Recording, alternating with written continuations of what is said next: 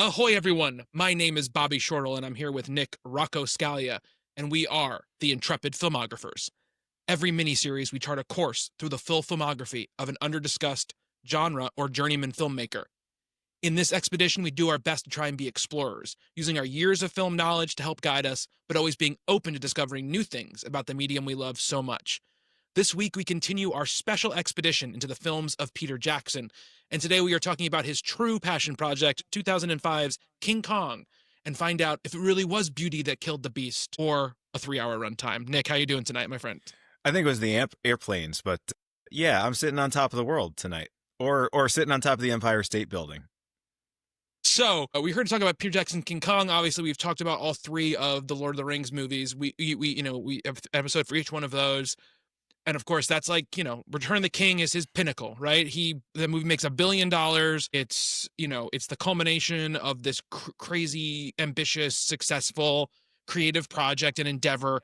One in which, he had to convince a lot of people to let him do it. And when he did it, it paid off in spades, right? Everything he did worked out. And then after that happened, he won all these Oscars of heaven.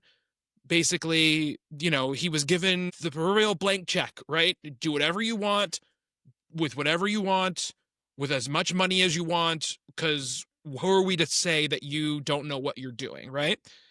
And the movie he chooses is to make is King Kong, a movie that he has been in love with since he was a child, a movie that he credits for making him want to be a filmmaker, a movie that he tried to recreate on 8mm when he was young. I'd love to see that, by the way. I would too. A movie that 12-year-old Peter Jackson's Super 8 King Kong movie. I would kill to see that. A movie he almost made before he made Lord of the Rings, and then it was shelved, and then, obviously, and then Universal goes, now whatever you want, do it. We don't care. Like, yes, if you want to come work with us, absolutely. We get the next Peter Jackson movie, right? They give him all the money in the world, and he goes off and makes this, like you said, at the time, I think one of the most expensive movies ever made. Movies, though, of course, like Hollywood accounting is always a weird thing, and how they calculate those costs is always a little bit, shaky, but it was a very high budgeted movie, in which he had full creative control to do what he wanted to do. And a very big movie, although seeing it after those three Lord of the Rings films, like this is kind of the come down from all that, right? Yeah, like sure. it's, filmmakers will do the very, very big, prestigious movie, and then they'll make something, like a 90-minute sort of like indie film. They kind of go back to their roots. For Peter Jackson, that's to make this $207 million epic, which is almost as long as a Lord of the Rings movie, but yet still the scope of those is so big. This still feels like a smaller movie, even though it's like one of the biggest movies ever. Yeah, absolutely. 100%. It's one of those who can say that other than Peter Jackson? Exactly. It's one of those fascinating things where I think, and we're going to talk about this obviously as we go through the movie, but we mentioned with, Lord of the Rings and how it's this inflection point of a certain type of filmmaking transitioning into what the modern style of filmmaking is, this more digital, really digital age of filmmaking. And it's just so fascinating that Peter Jackson also, this movie is in that, obviously on the other side of that line, right? In so many ways. It's obviously because it's a giant, humongous movie, and he never makes anything, after Lord of the Rings, he never makes anything that's not a humongous movie. Even his small movie is a giant budgeted movie. And like, we can talk about how that maybe affected his career and his sort of longevity, because he hasn't made a movie in now 10 years or whatever it is at this point. But, I think this movie is fascinating. I think that, I think it's gonna be an interesting discussion. I want to start out with, I guess, King Kong in general. Obviously, on the list of important, legendary Hollywood films, it's near the top, right, of everything. It basically, is one of the most successful movies ever made. It galvanizes and inspires, like Jackson, a whole host of people who are going to make movies in 20 years, right? People who are going to come out and they're going to be making these big movies because they saw that movie when they were a kid and they wanted to recreate it, when they were able to get the keys, to the kingdom. It's the pinnacle of basically effects at the time, right? Using all this stop motion stuff to really do stuff that had not been done before. And, I think when you're a kid, when we were kids, I don't know if it happens anymore, obviously, because we're a couple generations past that now. it was one of those movies, I think, that, like, for me anyway, that it was like, my dad was like, oh, you got to watch King Kong if you're going to watch movies, like that kind of vibe, to it. And so I saw it at a very young age and really liked it. I was very into like monster movies when I was a kid. So that, and like all the old Godzilla movies and all that kind of stuff, very into that. And so I have a soft spot for it. It's not like one of my movies. Like, I wouldn't say like, oh, like, when I think about the movies that I think of that define my taste in movies, King Kong is not one of those. But obviously it is a legendary movie that, I think, I definitely was a thing for me when I was a kid, not so much as I got older. What is your relationship to the original King Kong, Nick? Not really like yours. I Mhm. sort of had the same experience. My dad's like, this is the movie. Like, if you really love movies, and it was Planet of the Apes. Actually, I Oh, okay. really love that movie, the original Planet of the Apes from '68, Very which good is a movie. much more modern movie than the original King Kong from Yes, very. '33. At the But time, they were like, King Kong's you know, old when they made the first Planet primates. of the Apes. It's a primate movie. Yes, So it is. I kind of, like you saying that, the thing that immediately flashed in my head was Planet of the Apes. I don't think I actually saw the original King Kong till I was in film school. Oh, okay, wow. And it was just one of those, it was like a film history course or something like that. And I remember really liking it, but it wasn't something I had grown up with. But something about that original King Kong, like just I love like a quest narrative and adventure sort of movie, like an old fashioned, jungle adventure. Like they don't make those anymore. This Mm-mm. one, Peter Jackson's King Kong is clearly throwing back to that idea, the tramp steamers and just the hacking your way through the jungle, that kind of, all the stuff that inspired Spielberg to make the Indiana Jones movies, all those things. I've always kind of had a soft spot for that. I think seeing that, as a film student, just seeing the stop motion work and how good it is and how much it Yes, holds up. yes. It does. There's a look about that movie that I think is really fantastic. And, I understand how if I was maybe a generation older than I Mhm. am, I would have probably seen that as a kid and that would have been a real touchstone for me. But I didn't come to it. I think when I was younger, it was just like, oh, that movie's so old. Like, how can that be good? Right. Like, I had never Right. seen the original Godzilla either. You were mentioning like Peter Jackson had this project in development. And like for a while there, I was thinking, why didn't they make it in the late 90s, like the blockbuster Mhm. era of the late 90s? Mhm. And then just reading about it. So the Godzilla movie, that terrible Yep. Godzilla movie where he eats Roger Ebert at one point, Mhm. It does. that was coming out. Disney had a Mighty Joe Young Mhm. remake that, like, I forgot that even existed. Mhm. Tim Burton was developing his remake of Planet of the Apes, which I still haven't seen because I do love that original Planet of the Apes It's so much. one of the worst like studio blockbusters ever made, I'm in sure my it is. opinion. I'm sure it's probably the worst Tim Burton movie too, and I just don't ever feel Yeah, like I and need that's to like bother with stiff. it. No, it's not the worst Tim Burton movie because that's some stiff competition. It's not worse than like Alice in Wonderland, I but didn't mind his Alice in Wonderland, but either that's all way, the. I just thought it was interesting. Like, oh, right, this is why. And the studios were just afraid of making like a giant monster movie at that time. And, as you said, once he did the Lord of the Rings trilogy, the doors were open to him to do whatever he wanted. And this was, I'm glad you mentioned it, right? Like, I had always thought before we started talking about Peter Jackson and I kind of went Mhm. back and learned a little bit about his origin story. I would have thought that Lord of the Rings was the passion project, right? Mhm. Like that because he put so much of his life and his time and his money Mhm. and his effort, because it had to be three movies and he insisted on that. And he did such a good job with it and just Yeah. like so beautifully paid homage to Tolkien and what that story is all about. I would have figured that was the one he had been dying to make since he was like 8 years old. And it Mhm. turns out, no, actually, the one that he had developed before that, then he went off and did those. This is the one that really is the movie that Yep. he had been trying to make since he was a little kid. So I can't wait to talk about this one. Yeah. I have very strong feelings about Peter Jackson's King Kong that I kind of don't have for the original King Kong. We were Gotcha. talking before the show about the 76, the Jeff Bridges one, Yeah. which I think I did see as a kid, but I remember nothing about it. And now I kind of feel like I want to watch it again. So yeah, so the history of King Kong. There's the first one, that'll be the Marion C. Cooper movie, which, like you said, is like kind of crazy popular, right? Son of Kong comes out the same year as that movie. Like it comes out 7 months later or something. And The Most Dangerous Game, shot like back to back on the same sets. I Yes. love that movie. Like that's the one. If I have to pick one of the two of those for a desert island, it's going to be the Most Dangerous Game.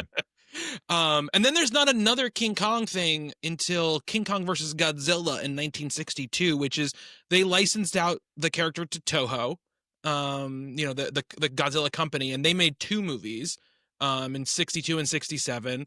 I've seen Godzilla versus King Kong, that old Godzilla versus King Kong, when I was a kid. I don't really remember much about it other than I thought it was BS that King Kong won, because I'm like, Godzilla is the size of a skyscraper. Godzilla's the size, King Kong's the size of at least 25 feet tall. But that was the first time they make King Kong real big, like they do in the modern ones. They made him like huge. And then it's not until 1996 there's I don't know how to say his name, John Gillerman. Gillerman movie, and then there's a movie 10 years later called King Kong Lives that he also directed. 80s, yeah, that's Sarah Connor. What's her name is in that? Linda Hamilton. Linda Hamilton, yeah. I think I've seen that one too. That one's definitely not good. Yeah, the 76 is it's a Dino De Laurentiis, he climbs the Twin Towers in that movie. It's modernized, right? It's set in the time in which it is made. It's not it's not a period piece. I remember it being just okay again, but I was a kid when I saw it because I was just like in love with monster movies, so I don't really have any real gauge on that movie. And then it really wasn't until 2005 and Peter Jackson's movie, that we got another King Kong iteration. I mean, obviously now there's like a franchise of, of King Kong going on. But when this movie comes out, obviously I am super stoked, right? It's like, I loved the Lord of the Rings movies, like we talked about. And, I knew Peter Jackson. By the time this movie's announced, I know that Peter Jackson is like obsessed with King Kong. So it's like, oh, awesome. He gets to make the thing that he's really excited about. Can't wait to see what they do with it. Can't wait to see what he brings to it, right? And I remember when it came out in 2005, I really enjoyed it, right? I was like, I really like this. And then it was one of the first times that I really was like, huh, I really like this, but like it seems like most people don't really like this. And it got reviewed pretty well, right? But the general like public sentiment was a little cool on it, right? And I think it's been like kind of largely forgotten in many ways in the 20 years since it came out.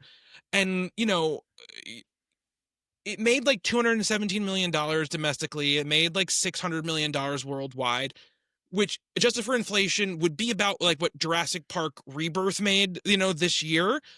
Which is a movie that's been lauded for like, oh, like look at this box office performance from this movie, right? But back then it was King Kong was considered a disappointment because everyone expected it to do Lord of the Rings numbers because it was Peter Jackson, right? And so that's the main takeaway I remember from it. I watched it a few times in that era, always really liked it, and then basically haven't watched it probably in over 15 years, right? Like I really have not gone back to it. And so when I sat down to watch it this time, I was kind of like, okay, like how am I going to feel about this? That's how I really felt, because I was like, I have no clue watching it now how I'm going to feel about it, right? Exact same thing for me, by the way. So I hadn't definitely, I bought it back in the day. And literally opened up the DVD. It was a DVD, not a Blu-ray. I bought it I think I got it as a gift in like 2006 or something. And it had been sitting on my shelf for the longest time, untouched. Beautiful DVD, 2-disc set thing. Yep. And I opened it up and I was like, finally, I'm going to watch King Kong on DVD. So I did this time. But it was funny. One of those things, because the whole time I was like, why didn't I go back to this? In all of those years, I was looking at this beautiful DVD case on my shelf and just never touched it. And, I was a little nervous, actually, that I was going to see this movie and be like, oh, this was actually a piece of crap. And I was just so drunk on Lord of the Rings back then that, and I didn't have the connection with it that you did in the early 2000s. But I loved those movies and I was a big Peter Jackson fan anyway. So I know I was really pumped for this, and I remember really liking it. I went to the premiere. I had press passes for not the Connecticut premiere. Lots of people lined up outside. It was a real cool event. So I was a little nervous to watch it again, to be honest, because I didn't want to dislike this movie that I had such warm feelings for back in the day, literally 20 years ago now. And were your fears warranted, or did you end up enjoying it? I absolutely love this movie. That's great. Cool. This movie has some problems. This movie has Yeah. some maybe big problems, but there are so many things about it that are just wonderful and just make me so happy that I'm willing to overlook what are some pretty significant flaws in this. So seeing it, I think now, 20 years later, as an older person, I definitely see the holes in it, and there are Hmm. lots of them. There Yes. are some things that I think maybe could have been done differently. There's some casting choices that I don't love the way I did back in Hmm. 2005, but I had a goofy smile on my face for enough of this movie that I can confidently say, capital L, I love this movie. And it's another one that I can't wait. I don't think I was almost, my daughter's 5, and I Hmm. was like, I wonder how soon before we watch King Kong. And then the scene with the giant bugs happened, and I was like, we're going to wait a little longer. But Also, it's just so long. That's the it problem is. with it too. It's just very long. Well, it's a hard PG-13, and it is, Yeah. yeah, it's maybe watch it in more than one sitting kind of movie, which Yeah. the structure of King Kong really kind of nicely lends itself to. It It's kind of does. Yeah. almost 3 movies in one, That's what I was. That's one of the things I was going to say very exactly. distinctly. So yeah, but I think we're gonna wait on it. But yeah, I'm looking forward to my next viewing of it. Unlike this time where I was just kind of nervous to watch it again. But Yeah. that said, I think we're both gonna be able to pick apart certain things tonight. It's a movie that you can definitely pick apart for sure, and I think that, but I agree almost completely with your sentiment, which is that I started watching it and immediately I was like, no fucking movie looks like this. No Yep, movie, not even any movie Peter Jackson has ever made. The New York stuff at the beginning, the style of it, there's so much style across this whole movie. And that's the thing I was mostly struck by. I was like, this movie is weird. Like, it is a weird movie, and that is so cool to see in a movie that cost $217 million, right? Like, yes, I think there were some choices that were made, probably they're very in the moment of the era choices, I think, that were made, especially with casting, that we sure. will talk about for sure. And and I don't like to say this about movies because I think that, like, it's like sometimes a shitty way to critique a movie.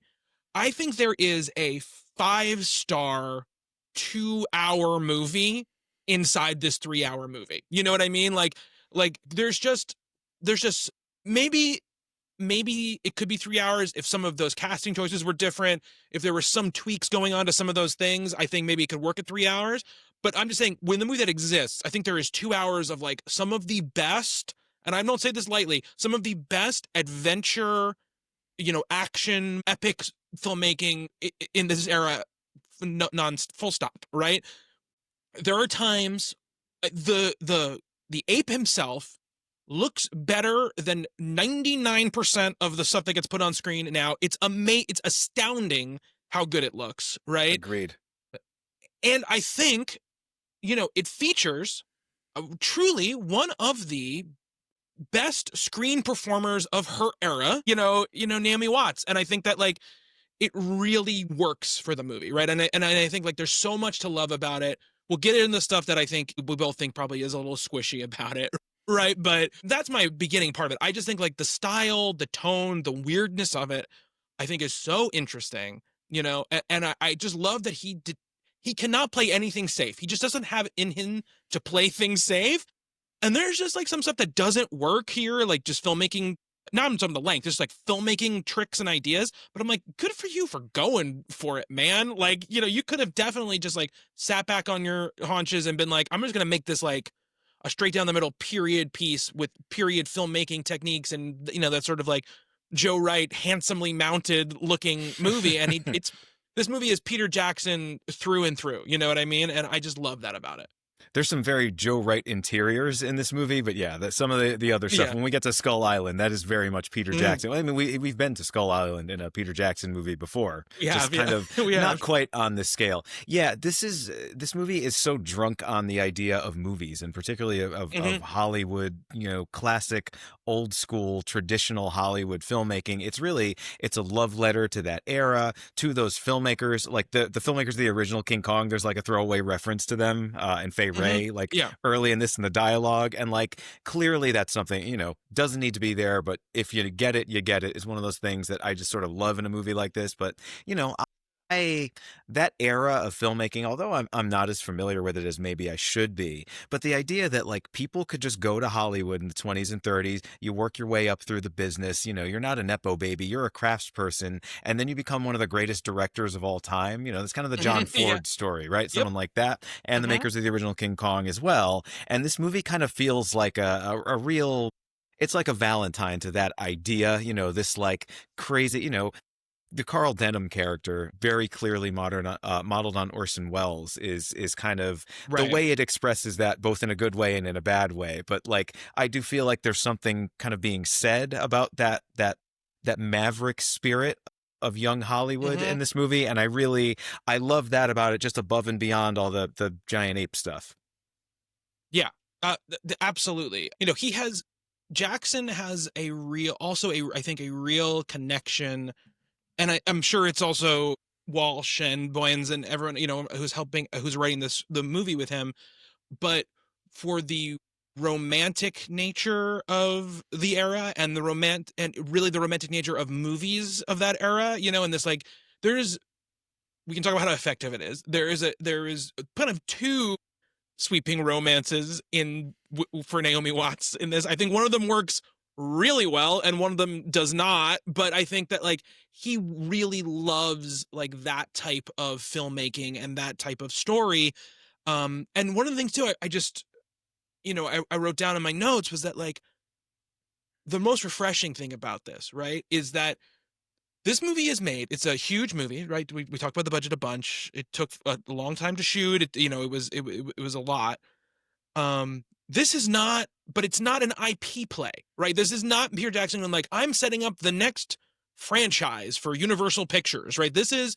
I've wanted to make this movie since I was 7, and I'm going to put everything I've ever wanted to put into a King Kong movie for 30 years into this movie. And I don't care if it's too long, because I'm never going to get a chance to do this again. This is not me. I'm putting it all out on the field, right? Like Yep. I'm not saving stuff for a sequel. I'm not saving stuff for a franchise down the line. I am This is a making movie this that has movie. everything in it. Yeah, Everything there in it. is not an idea. I mean, and apparently there were. I was reading about like I'm sure. some scenes that they shot, some stuff that they left out. It's like, you left stuff out?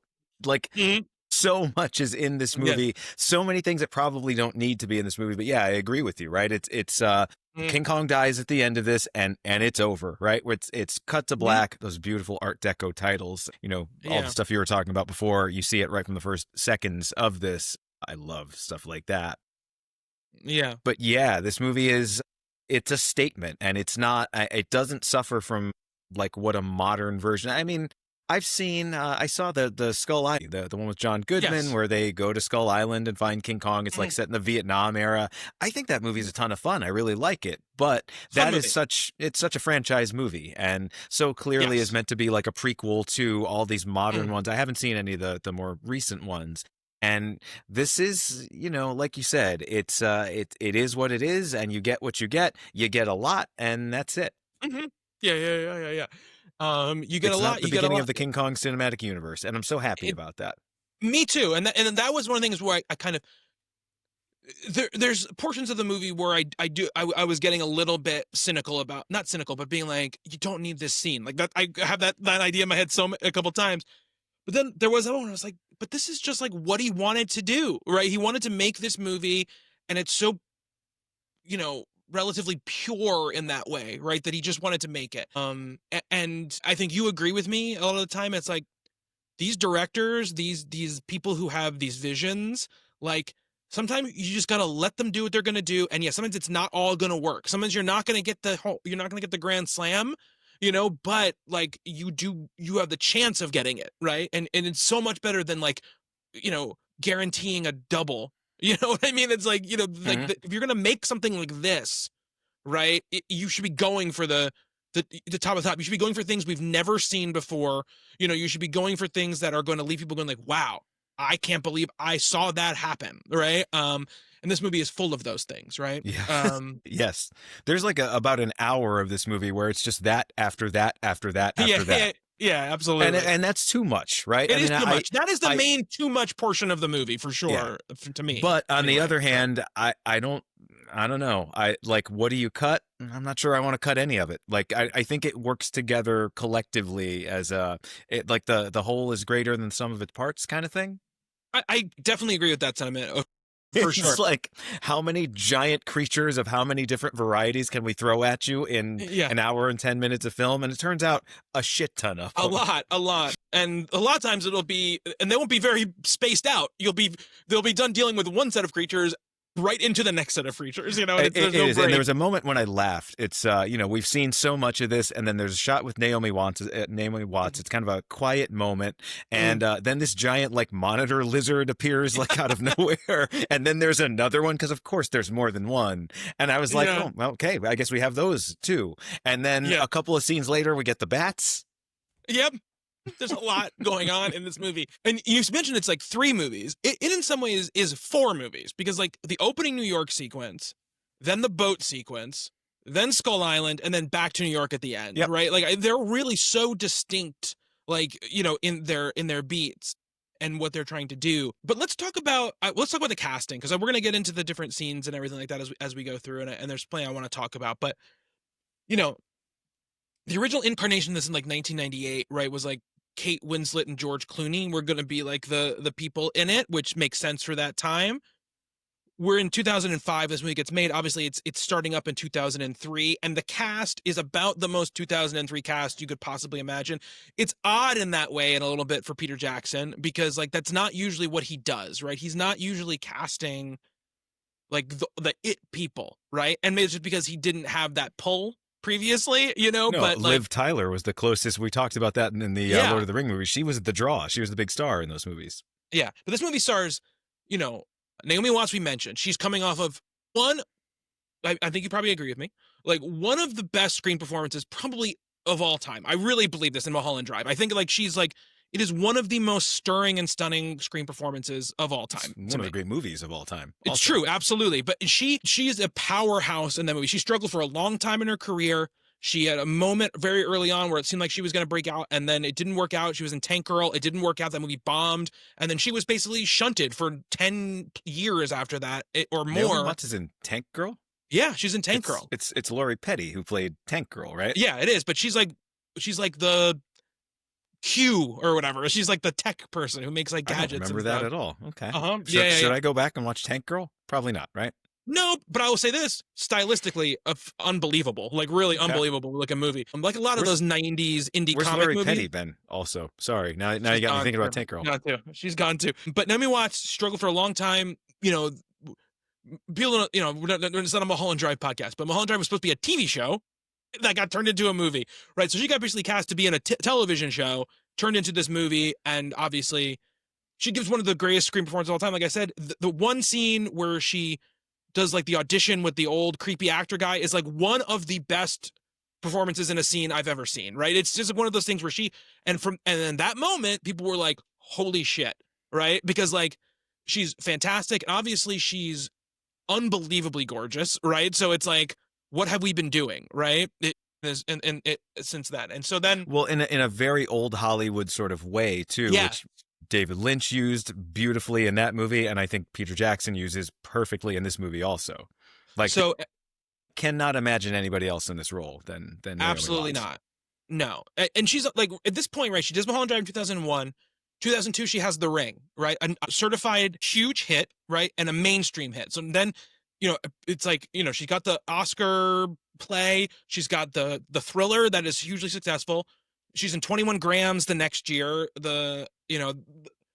which I have very mixed feelings about his whole filmography, but she's in that movie and she gets a lot of praise for it, right? She's in I Heart Huckabees the next year, right? She's working with all of these major directors who all seem to be problematic people, but I'll go to bat for I Heart Huckabees, though. I think I Heart Huckabees is very good. And then she's in King Kong, right? This year, right? In 2005, like we're talking about.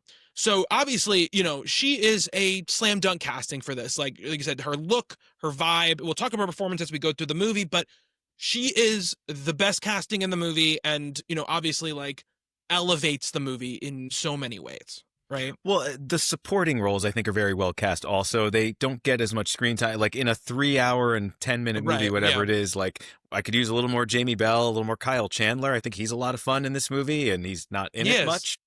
Again, of the time, right? We're talking about like Jamie Bell never broke out. It seemed like Jamie Bell was going to like be a guy. Didn't really happen for him. Obviously, he's a child star from Billy Elliot, and then sort of never really like I think makes that leap to full blown like he's gonna be a lot of movies. But he still works now. Kyle Chandler is in Friday Night Lights, right? When this is coming out, so Kyle Chandler is in the discussion, right? At the point. Thomas Kretschmann is in this, and I like Thomas Kretschmann a lot, Me too, yeah. So, yeah, the supporting cast is well cast for sure, but we've got our three main leads, right? So we talked about Naomi Watts really quick. I think, like, I want to talk about the one that I think is divisive, but I like, which is Jack Black. I think, like, I like Jack Black in this movie quite a bit. I think that, his character obviously isn't the most complicated character in the world. I think the script lets him down a little bit at points. But I enjoy his performance in this movie. I don't know how you feel about him in this movie.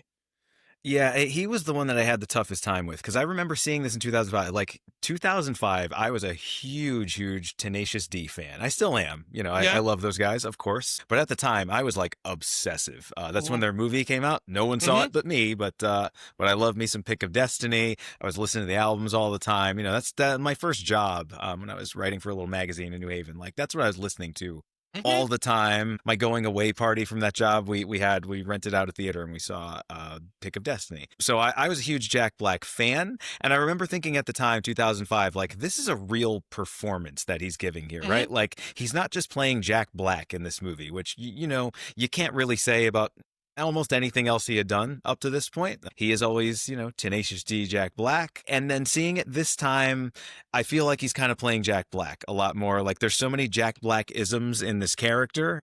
And he's like the thing that took me out of the movie the most this time, Really? I think. Yeah. And I remember distinctly thinking the opposite of that in 2005. But so you're saying the one that didn't work for you is Adrian Brody? I think Adrian Brody is bad in this movie, and not in like it's tough for me to say is explain this because like I don't think Adrian Brody's a bad actor, obviously not. I think he's a great actor with the right roles, but I think we are in an era where obviously he wins the best actor for the surprise best actor award for The Pianist just a couple of years before this. And I think Hollywood was like, well, he's the youngest like actor ever won Best Actor. He's going to be a leading man in things. And they tried for like 5 years to make him a leading man. And all of those movies were different degrees of failures for the most part. And then he went back to being playing like weirdos. And then I think that's where he belongs, right? I think that's like, he's very good at that. And and I think he takes himself very seriously. Obviously we could tell from the Oscars this year how seriously he takes himself. But I think that like, as romantic lead, he basically never works in a movie. And I think here and again, part of it is the script, right? Part of it is what his character, his function is, which is to basically just run away from things and do nothing, right? He doesn't really, what's his name? Jack, what the fuck is his name in this movie? Jack Driscoll. Jack Driscoll. Yeah. If Jack Driscoll wasn't in this movie, tell me what would have been different. Well, there'd be no love triangle between him and Naomi Watts and a giant monkey. Who I'm rooting for the giant monkey the whole time. I gotta be honest with you. But I'm just saying, like, and this is that's not Adrian Brody's fault, right? Yeah. But this is where my main sort of like bumping against the movie happens, which is all this time we spent on the island with the like dudes running around, like trying to save the damsel in distress. Yeah. Yeah. I'm like, she doesn't need you to save her. Actually, she's got King Kong, and he's pretty big fan of hers. Yeah, he's taken pretty good care of her, I would say. He's definitely a wife guy, like King Kong's a wife guy, and he wants to protect her. So it's like, for me, it's like all of the scenes with Naomi Watts and the ape are so good. They are just like either exciting or oddly emotional. You get like oddly emotional watching them, and then they're like, but then Adrian Brody runs away from some bugs, and I'm like, okay, like this is like structurally cool. Like the effects are working. I like the mechanics of it, but like my brain is like, can we just get back to like Naomi Watts and the ape, And so I agree, but I don't mind him as the romantic lead in this. I sort of like the idea. I think it kind of works for the character because he's not an action hero. He's a playwright. He's You Mhm. know, I love that, like, when we first see him, I think it's the first scene he's in when he's on the ship and he's writing the script and, like, Yeah. that's the kind of character he is. Yeah. I enjoy him in those kinds of moments, or when he's just like he's in his cage down below, like in the hold of the ship where the animals are, full of Yeah. camel I shit and love whatever. that shot composition. I think that's Oh, it's great. so Yeah, yeah, yeah. cool. Well, where all the ship is listing back and forth. I think that stuff gives me enough goodwill, and I enjoy that character so much there. You know, he's a nerdy writer guy. I'm kind of like that, right? I'm much more Yeah. him than I am Kyle Chandler or Jack Black, this sort of iconoclast, you know, putting everybody in danger for his vision. Yeah. I guess I'm more of a Jack Driscoll, so I like the role. I like him playing that role. Mhm. It's a romantic lead that's not like the typical Kyle Chandler romantic lead. Like he is Right. playing a very specific type there, and I Which is think we need to. Jackson's point, right? It's his whole thing he's Yeah, doing in the movie exactly, for and I sure. Yeah. like that. I think Yeah. that's a thing that works for me. Yeah. But I get what you're saying, but I don't mind him. It's more just like I think the character once they get off the ship, I like him in the ship portion of the movie. Once Okay. they get off the ship, don't real like all the stuff on the island with him, and it's partly because like again, I'm saying that's the part of the movie that I most sort of like my attention starts to drift a little bit, like when we're in those scenes, even though they're well made, look nice, you know, are good adventure action scenes. And I even like him a little bit. Like I think he's fine in the New York sequence too, where he's kind of like he has a function, he's doing something, right? You know, I think it's more that, and I just like but again, I just feel like Adrian Brody is much better at playing like damaged people who have like weirdness about them, and he is playing this character a little more down the center, right? He's trying to be a Hollywood, you know, guy, you know, in this movie, and I just think that's not the best use of his talents. I think that's really what it is That's fair, but this is for not me. a movie that's supposed to be an acting showcase for him. It's supposed to be an acting No, showcase for Andy Serkis, and it is, and Andy Naomi Serkis is Watts, doing his and it typical is. stuff. Yep. Are you Yeah, talking about as the he's. monkey? I'm even talking about the cook when he's like, Oh no, no, I mean him as the monkey. Yeah, this is. I almost forgot he was in this in yeah, a human role. Yeah. yeah. You know, so that's my only thing about Brody in this movie, and you know, it's one of those things we talked about like way back, right? Where we're talking about Michael Sheen in Tron Legacy, right? And how there are certain actors who can take a role that doesn't have a lot there and just make it a little bit more in movies like this. And I don't think Adrian Brody is one of those guys, right? I think he's just like you know he's like he wants to play the like the reality of the character, and he wants to, you know, and it leads to him just being kind of like, yeah, I'm the serious one here. And it's a little bit like, okay, but that's not the movie you're in a little bit to me. You know what I mean? And so like I think that's why it bumps up against it a little bit, but it's not like a terrible performance. It's just it's one of the things where it's like it doesn't bring anything to me, right? And the reason I still kind of like Jack Black in it is because he is playing like a heightened sort of character, right? Who, like you're talking about, like he makes all the worst decisions. Never in this movie does he make a correct decision. There's not one correct decision that he He makes the whole time. doesn't, but he's very endearing in a Peter Jackson sort of way. Yeah, Like absolutely. Yeah. he's getting this shot no matter what it takes. Yeah. If 16 people die all around him, I'm making my movie the way I want to make Just my cranking movie. that camera. Yeah, yeah, yeah, yeah. And like you can't. I mean, I like that Peter Jackson allows us to dislike Carl Denham, Yeah. because I Mhm. do feel like there's a real kinship between the two of them. Yeah. This easily could have been, you know, this movie could have been written and conceived where like the filmmaker really is the hero, you know, of Mhm. the story, and he's not. You No. know, everything bad that happens in this movie happens because of Carl Denham. Mhm. But boy, is he charismatic, and boy, do we kind of believe him when he's like, I'm going to make this movie for that guy that I just got killed, and I'm going to Yeah. send the proceeds to his family. And He like, says it I think, twice. yeah, well, because a 300 lot of people. people die. He gets a lot of people killed, and He then, does. you know, gives this stirring speech afterward. I'm like, all right, yeah, I'm with you. Yeah, absolutely. I mean, I think, you know, one of the things about this movie, right, I think that does hold it back from greatness is, you know, we were able to talk in Lord of the Rings, right, about a lot about what the movie was about more than just like its story and plot functions, right? And I think this movie very much is just like what happens is kind of what happens, and like Mhm. that there's a little bit of like, you know, greed and like human, you know, destructive tendencies and stuff like that, which I think Jackson is sort of playing around with for sure.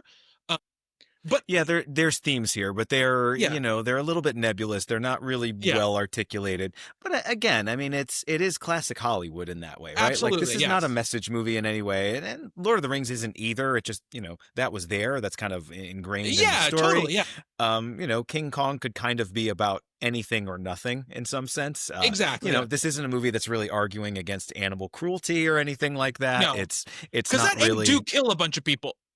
Yeah. Yes. So I can't really blame like Well, he for straight killing him. murks the nicest character in the movie, He Hayes. He just like does. chucks him off a cliff.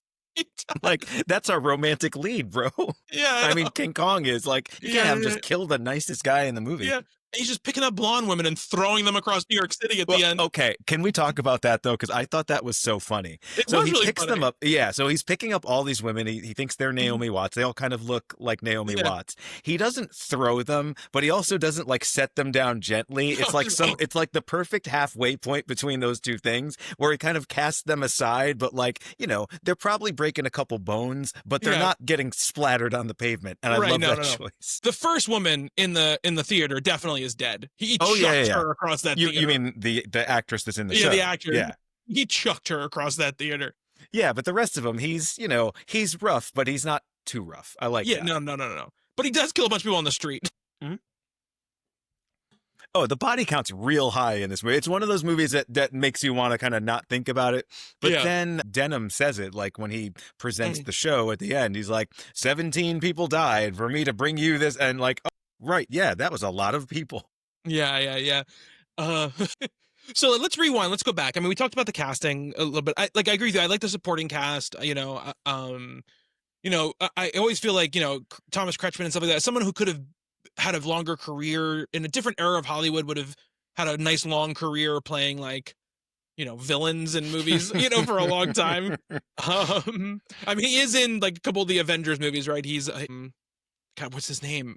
I can't remember his name, but he's like in Avengers 2, he's like the guy who like has the Elizabeth Olsen prisoner or whatever. He has like the staff or whatever. But yeah, and Jamie Bell, like you said, I like all the supporting cast, quite a bit. But we open in New York, and This opening sequence is so good, right? I love this opening sequence. We talked about the world building at the beginning of Fellowship of the Ring and how amazing that is, and we're talking about thousands of years of this fantasy kingdom. But like this is kind of doing that for Depression era New York in a way that is just as effective and just as compelling and tells you as much without, it's beautifully done, I think.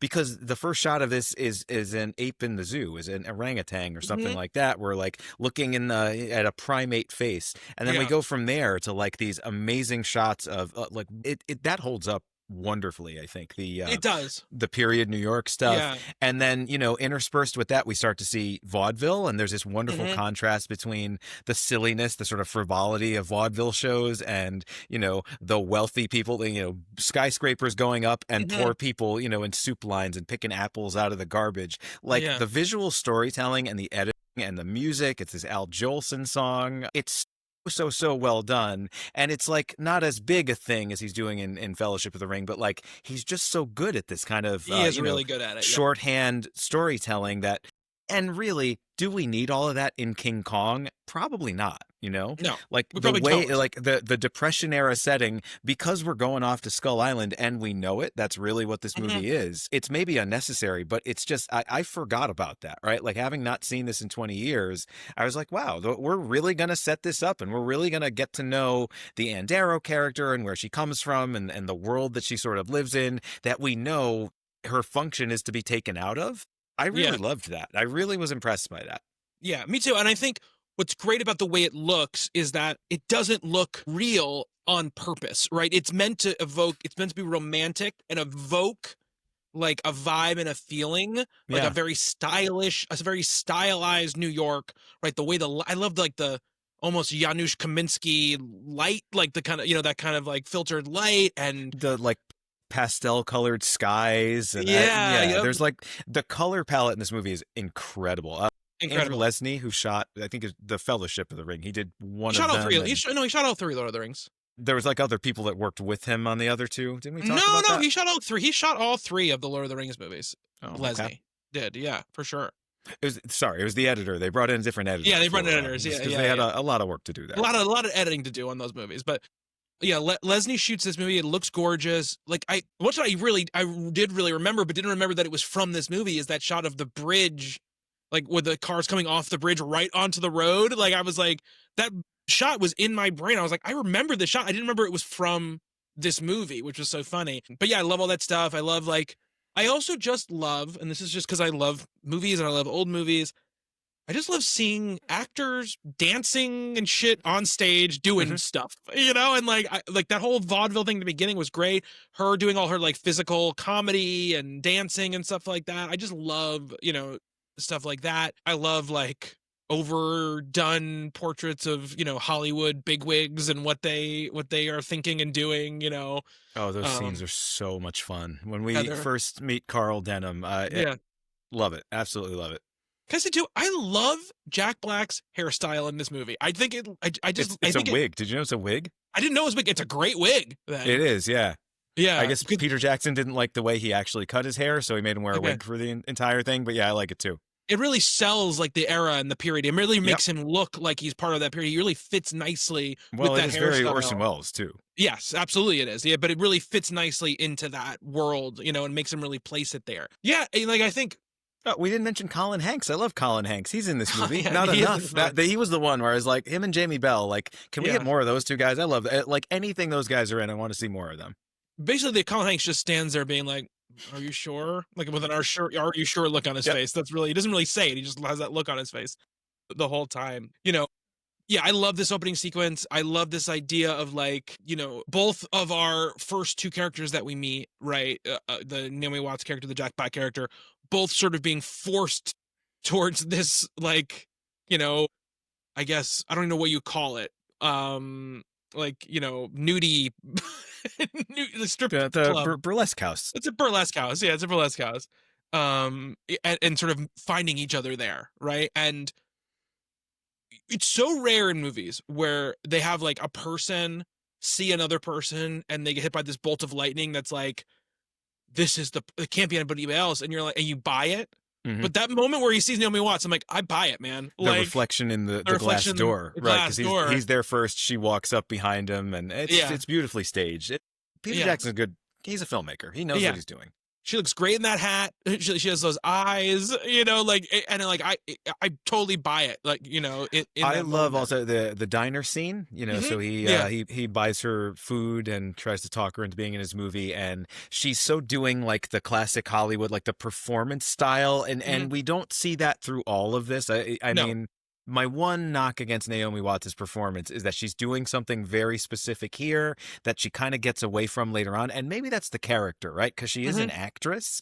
Yeah. Maybe she's kind of putting on airs a little bit, but like, you don't know me, Mr. Denham, like that whole thing. Like, I really enjoy that so much here. And we don't see it as much later on, where she plays it a little bit more naturalistically, but that sort of old-fashioned performance style that she does here, she's really good at it. And like, it makes me want to see her in more things where she gets to do that. Yeah, I mean, which is such a big part of her Mulholland Drive performance too. Yeah, right? yeah, she does the throwback stuff so well. Yeah, very, very well. I like the diner scene. I like the vibe of that scene. I like, and again, like you're saying, like Jack Black, you know, obviously, he's using some of his usual tricks here. He's not, you know, he's not like a but he's got like his, you know, he's using his charm, but he is very charming, right? And he is very good at being disarming, but he does and has always had, you know, a little bit of darkness to his style, right? And I think he's letting that really come forward here a lot more, like the like turning his sort of charm in on itself, right? For ill, you know, and well, he's a trickster, right? Like he's the archetypal trickster where he's, and you know, you buy it. I agree with that, right? Like that's why, you know, he's not the most attractive man in the world, but like when he's with a woman in a movie that is like mind-bogglingly gorgeous, like him and Naomi Watts are not a romantic pairing in this movie, not at all. But there are movies with him in it where there is something like that, and you sort of buy it. Like he can sort of charm the pants off of anyone, and that works so well for this character because he is such a huckster. And like this whole sequence is really, you know, the Carl Denham side of it is just, how can I bullshit literally everyone, get them on this boat and get the boat to leave to go to Skull Island? Yeah, I know. Like, and through every part of it, like everything is just like, the cops are coming after you. We've got no money. Like, you're supposed to be going to jail. No, I'm gonna go make my movie, and Yeah. everyone's gonna come along with me. And you sort of buy that everyone, even Driscoll, Adrian Brody's character, Hmm. when he's writing him the check and he writes 2,000 instead of Yeah. 2,000, like that whole thing. I love all that stuff. Yeah, me too. I like all that stuff. I think all of this stuff really works. I like that, in that scene where he's like, if you just come with me to this thing, and she's like, she automatically thinks like he's trying to like, like pay her for sex or Mhm. whatever, and he's like, no, no, no, no, no, no, no, no, no, that's not at all what I'm trying to do. That's not the kind of man I am. What Yeah, kind of man are you? I yeah, love that. yeah. So much worse, Actually, now that you mention it, you're right. because so, they go to this boat, right? I love the way the dock looks. I love how it looks like it does sort of look like a backlot. It looks like a set, right? I think on purpose, right? He's trying to evoke these kind of old style things. I love the look on that Naomi Watts gives right before she decides to actually get onto the boat. Like, it's such a great performance moment. And this is why you cast people like her, because her eyes tell the whole story. She doesn't say a single word. Yep. And you get everything that's going through her head in that moment. And like, that's also something to say about, the director and the writers knowing in that moment she's not going to say anything, right? We're not going to have a moment where, we're just going to let the performance, carry us, through this moment. um I really like that too. Like you mentioned, him keeping Driscoll on the boat, I think that's really a nice little scene. And it's got a little bit of that old Hollywood like farce stuff going on. A little bit, I'm like, Jack, you could jump off the boat. Like, it's not that far away from the Well, if you shore. really wanted to go back, you would have jumped. I love that Exactly. too. Yeah. Uh-huh. Yeah. Because we're all thinking it, right? And I think Jackson, they're not stupid writers. Like, no, people are thinking exactly that, right? This is in a lot of ways, it's a very good script. It is. Yeah. I think structurally, some places it fails, but Mhm. in terms of just the dialogue and the way these scenes are constructed, more of it works than doesn't. I think by a pretty big stretch. Yeah. Um, Jackson pulls. I like the boat sequence. I think it's probably a little too long, right? We probably a little too much, It but is, but I love being on a boat. I love a I tramp love being on a steamer. boat I too. love like the era, all of this stuff. This like pre-World War II. We don't Mhm. see this much in movies anymore. And I Mhm. just, the romance of like traveling on an ocean liner, traveling on a Mhm. tramp steamer or something like that. The adventure of going to a place where like, it isn't all over, like no one knows about it. Like there's something very romantic about that. And I think Peter Jackson is really drawing on that for a lot of this Mhm. movie. So I don't mind this boat sequence at all. I'd actually let it go longer. You Like I know, was almost a little bit sad when they got to Skull Island because I was like, oh, I kind of remember what happens from here on out. Like I kind of want to hang out with the crew of this boat a little bit longer. yeah, I like how they do. I do love that Carl has got that grind in him, right? He's like, we're gonna shoot the whole time on the boat. Like, I'm using all of my Hmm. my time and assets to do this stuff. You mentioned Kyle Chandler. I think Kyle Chandler is very funny in this movie. I think I think they do a good job, right, of using the fact that he looks like he should be he should be an adventure hero from the 30s, to their credit in this movie. I love Kyle Chandler. He's one of those guys who I always felt like had the chance to be bigger than he was, outside of TV. A great TV actor and had a lot of He's success had a there. solid career though, Yeah, he between sure that he and for the sure film work has. that he's done. He But for sure yeah, has. he rarely gets a role like this one where he does get to kind of play up. There's this great moment where he puts up his own posters in his stateroom on the ship, and Yeah. someone defaces them. Somebody like draws a mustache on Yeah. him, and he like sees it, and then he looks in the mirror, he puts the comb up, and he's like, "Yeah, hey guy."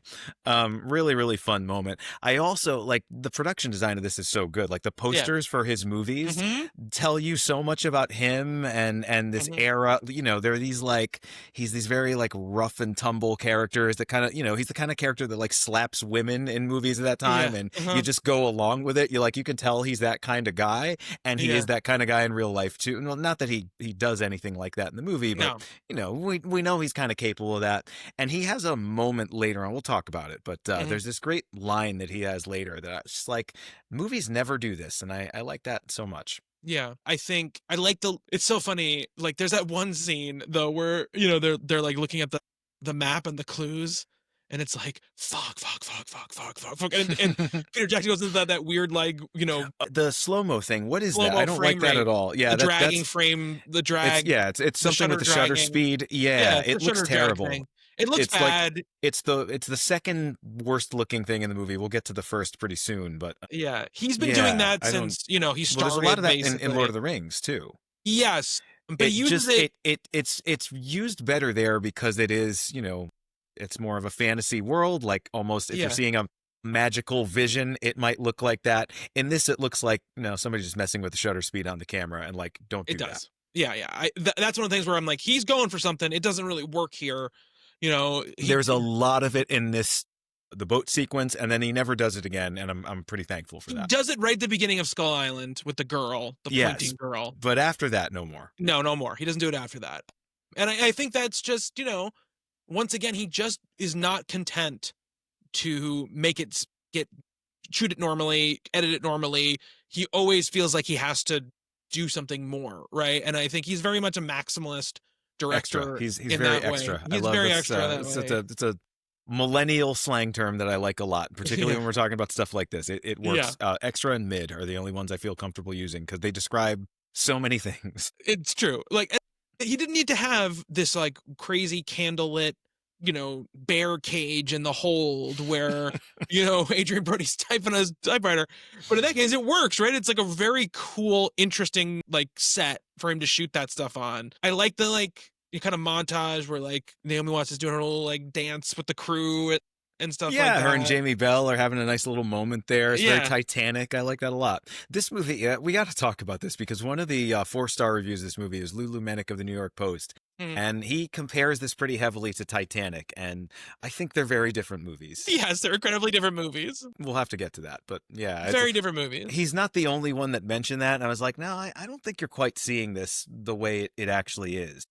I think it's the ship stuff, and I think it's also like the romanticness, the romantic nature of the movie, I think is what people are kind of grabbing onto in those ways, but obviously I totally agree. They're not even close to being similar at all. There's a level of camp to King Kong throughout the entire thing. Yes. And I forgot a lot of that, right? Like I guess I sort of remembered this as more of a straightforward, almost a Jurassic Park type movie that just happened to be a period piece, but it's pretty self-aware in a lot of ways. Very self-aware, that I don't remember.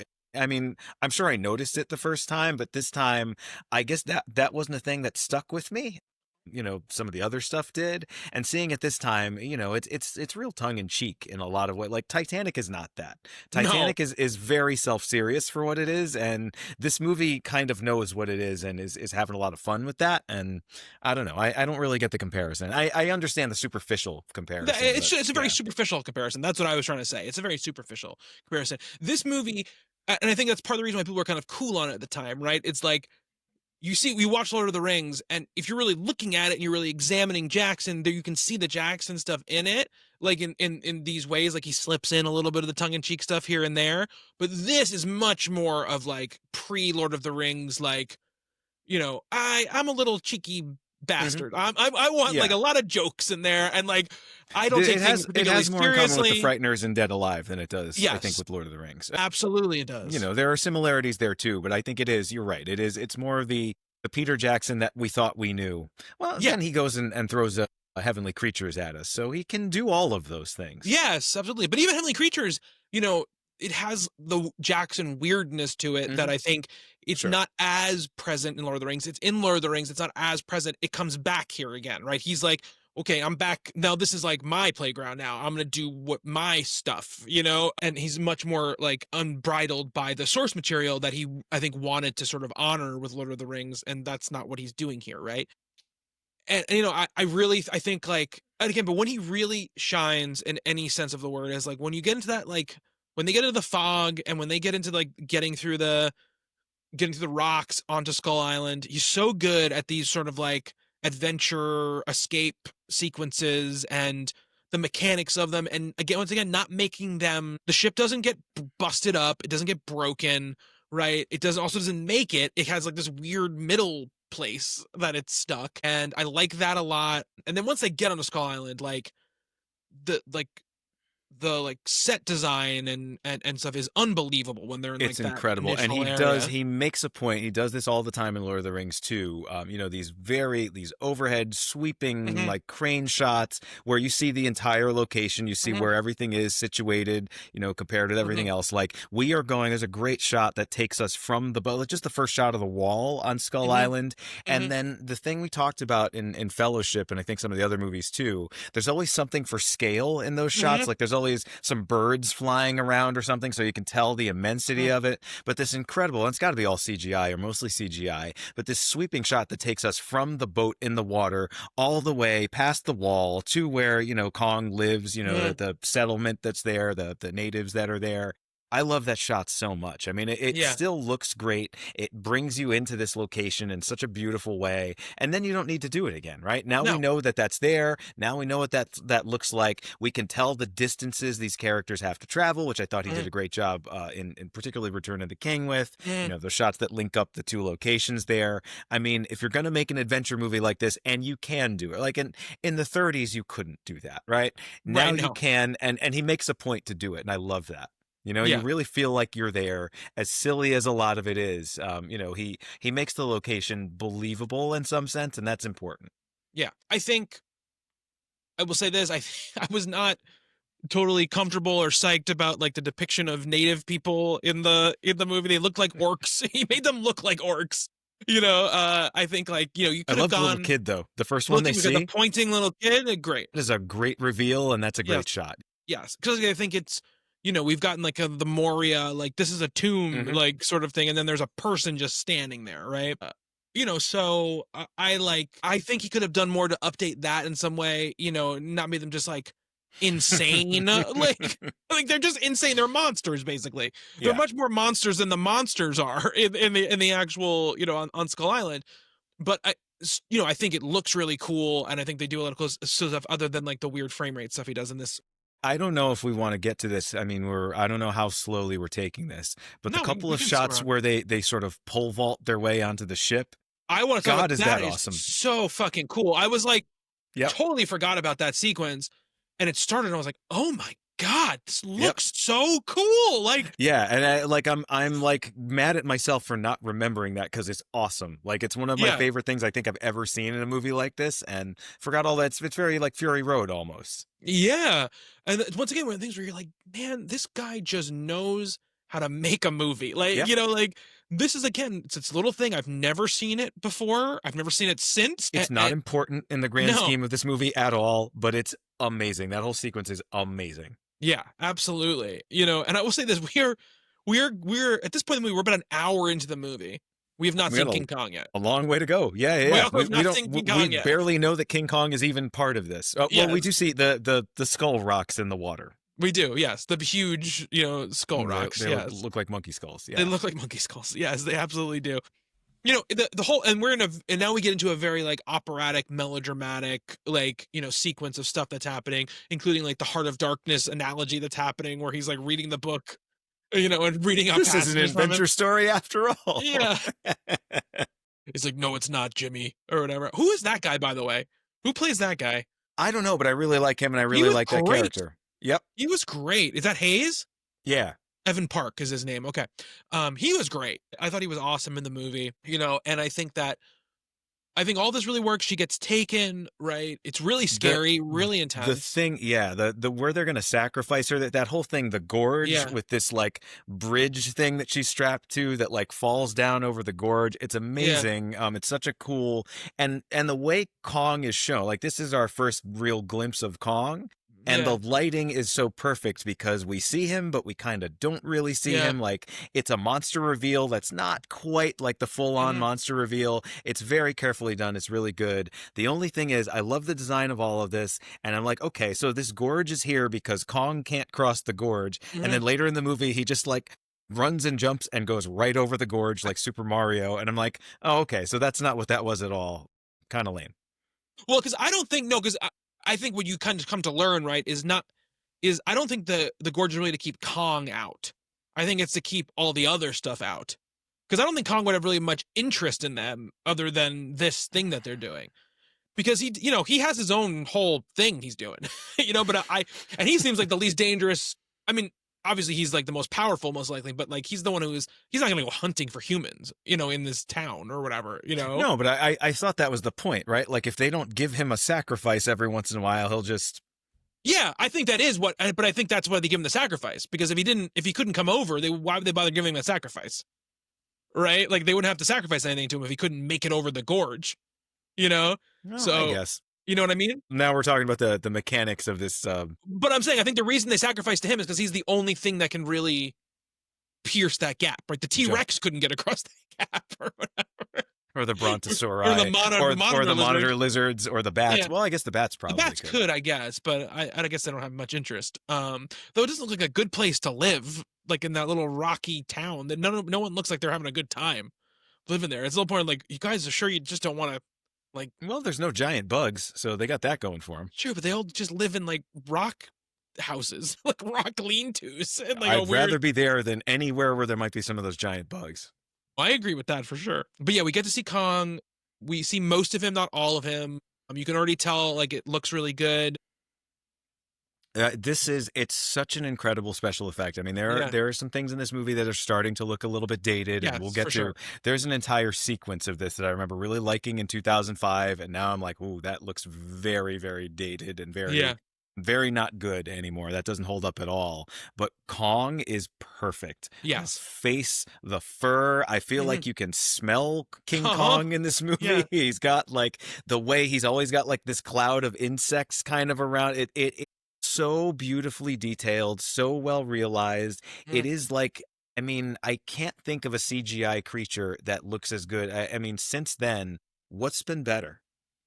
It's really tough to say. Like, I think like you can probably throw like a Thanos in there. They've made King Kong movies since this, right? True. And they don't look as good. Not nearly as good. No, I mean, those movies, they look great. Don't get me wrong, but like there's just something. It's also there are different priorities going on, right? Because like the Planet of the Apes movies, the series they're doing now. Those look amazing. That's fantastic CGI as well. Yeah, but like something amazing. Like the imposingness of this Kong, like it's, I guess in this sort of realm, I can't think of anything that's held up. They've made so many Jurassic Park movies since this, and they all look like shit. Well, it's because the other thing too is it's not just the physical nature of him, it's the fact that he's a character that you end up caring about is what I think makes it so impressive. The facial stuff is, I think, really like the secret to why this thing is so good, because he has a whole personality without speaking that you can glean, right? Like, you're like, I feel like I know this character. Like, he feels like a character. He's not just a monster, right? And like, I think that's what's so important about this. He gives a look to Adrian Brody in the final sequence of this movie that is like, it's one of the best things in the movie, because it's not like that psychotic monster anger sort of energy. It's like a very human, like, oh, I fucking hate this guy. It's so perfect. And I mean, it has to be just Andy Serkis. Like, it's a great performance. It's a great performance. He had, the motion capture in this is as good as it gets. And oh man, like, he has so much personality, particularly when we get later in the movie, we get to see a little bit more of him. It's incredible. Yeah. So, they do a thing where they very much are trying to like really keep you in Anne's perspective when he first gets taken. You're very close up on her. It's a lot of running around. I think some of this doesn't totally hold up, right? Where like she's kind of like looks like sort of like a doll that he's holding. Yeah.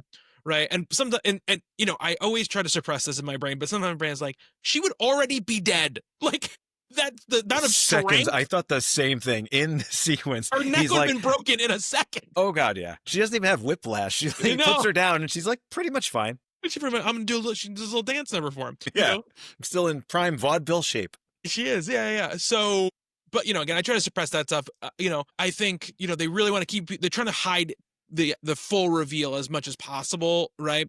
But once you get the full reveal and you get that first real scene, right, but where she's kind of dancing, for him or whatever. First, she's pretending to be like asleep or whatever, and he's like eating a branch or whatever, and then like he's kind of looking behind him to see if she's awake, and she keeps pretending, and then she dances for him, and like he starts laughing or whatever. I'm like, I remember at the time being so impressed by it, but even now watching it, I'm like, this is unbelievable what they're doing here from both a digital perspective and also just Naomi Watts, who's obviously just fucking dancing in front of nothing, or Andy Serkis, like for it to be It's like as such an good as it incredible is. the setting here. They're like on a cliff. He's got this like cliffside cave. It's like thousands of feet up. We're seeing the ocean and the sunset behind. Again, this like very beautifully lit, like Yeah. pastel colored sky, and she's like performing. It's like such an adorable scene. And Mm-hmm. there's been so much like horror leading up to this moment. All the stuff with the natives is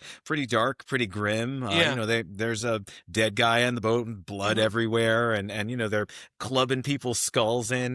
And then you get like this is such a cute this is a Pixar scene, Yeah. kind of like right in the middle of this movie, and she plays it, perfectly, plays it Yeah.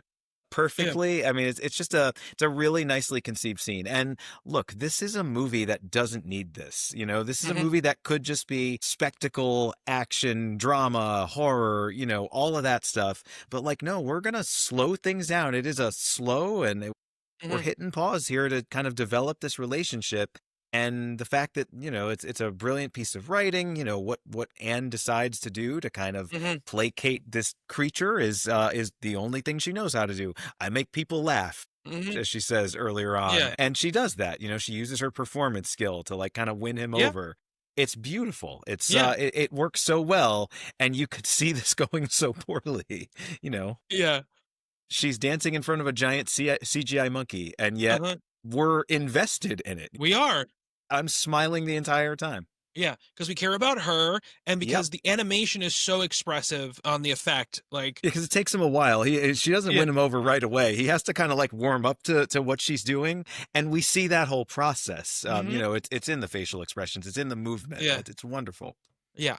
And then it's like, we have there's a lot of stuff that happens between this, but when she like runs away and he eventually like gets her back, then when he just kind of stands there and like turns his head away and is like, or whatever, like he's like, where he's like sort of like like he's sort of mad at her, that she ran away. I I thought he think was that, just kind of over her shtick at that point. It's like, I've yeah, seen this yeah, before. Give me something new. What else you got? yeah, yeah. But I just really like that. I think it really gives you a sense of this being a character that you can care about, right? Yep. And I think that's Jackson's main goal here, right? And we talked about this when we talked about Lord of the Rings. He's never content for it to be spectacle, right? That's not ever what he does. Even when it doesn't work the way that we want it to, he always wants it to be about the person or the humanity or the character that is being addressed, right? That's the important thing to him. He loves the spectacle, but the spectacle always has to be around a person or a character. And I really appreciate that about this movie. I think that's one of the things that really keeps it together, holds the movie together, is scenes like the ones we're talking about right now. Um, while this is going on, obviously we get like the party of people from the ship going to look for Anne. And I think the scene you're going to talk about that you're mentioning that you loved back then that looks terrible now is the dinosaur chase Oh boy, scene. yeah, I remember being so into that scene. It's so very early 2000s CGI here. Like Yeah. nothing has any weight to it. It's a fun sequence, right? It's these Yeah. brontosauri. They're Yeah. running through a canyon. They end up like tripping over each other and kind of falling onto creating like a pile of Mhm. dinosaurs. It's such a fun idea, but it has this very sort of, almost gelatinous sort of feel about it. Like they don't feel like they have any bones. They feel like they're Mhm. just kind of very loose limbed, and it doesn't Mhm. really work at all. I think the other problem is the green screening, because the characters Yeah, are the kind of like compositing stuff is really the running. Yeah, the problem. compositing is terrible. Like they're running. I mean, not that it's terrible. It's It's just not terrible, but yeah. it doesn't hold up. They're running between their Yeah. legs, Yeah. and it's just you can tell that they are not in the same frame together. And I never feel that way with the Kong stuff, right? Like No. when Kong is on screen and someone's interacting with Kong, like you feel like they really got a 25-foot giant ape there. Yeah. These dinosaurs just do not work at all.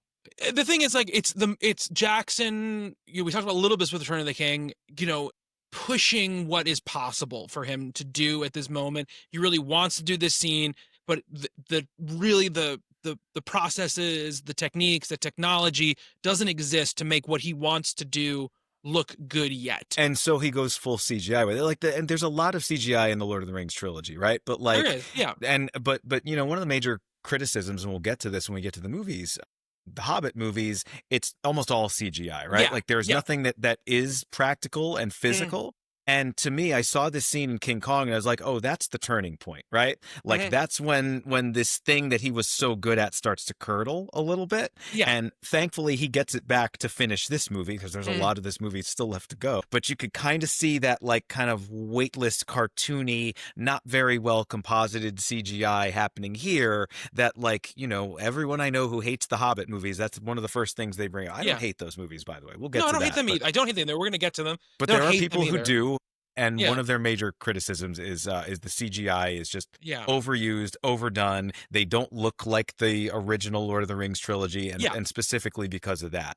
Yeah. Not that Smaug is, he's a pretty amazing creation, the same way There are Kong things in is. those movies when we get to them that look amazing, right? And Right. we'll talk about that stuff when we get to it. I just think like But for but this, there is a lot of this Brontosaurus yes, pile in yes. those movies. And the problem with it too is like it's the microcosm of the things that are wrong with this movie, right? Which are the scene goes on way too long, right? I don't think the scene even needs to exist for one thing. If you took the scene out of the movie, it wouldn't really change anything about what happens in any other part of the important thing that happens in any part of the movie. It just feels like, again, it feels like a scene that he probably wanted to do since he was 7, and he was like, I'm gonna do it, right?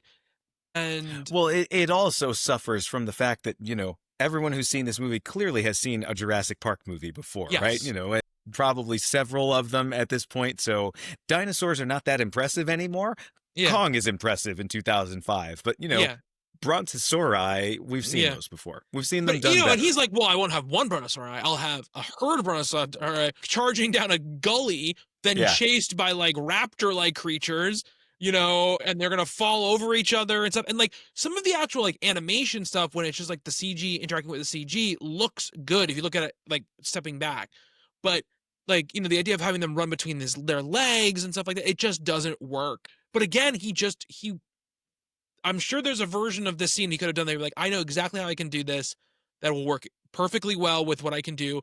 But he goes, no, I want to try to do this thing, And this is one of the last times, too, you're going to see the people get composited into scenes like this. In a couple of years, they're going to be CG doubles that are running between those legs, And so, like, we're in a weird inflection point, too, of technology that's happening.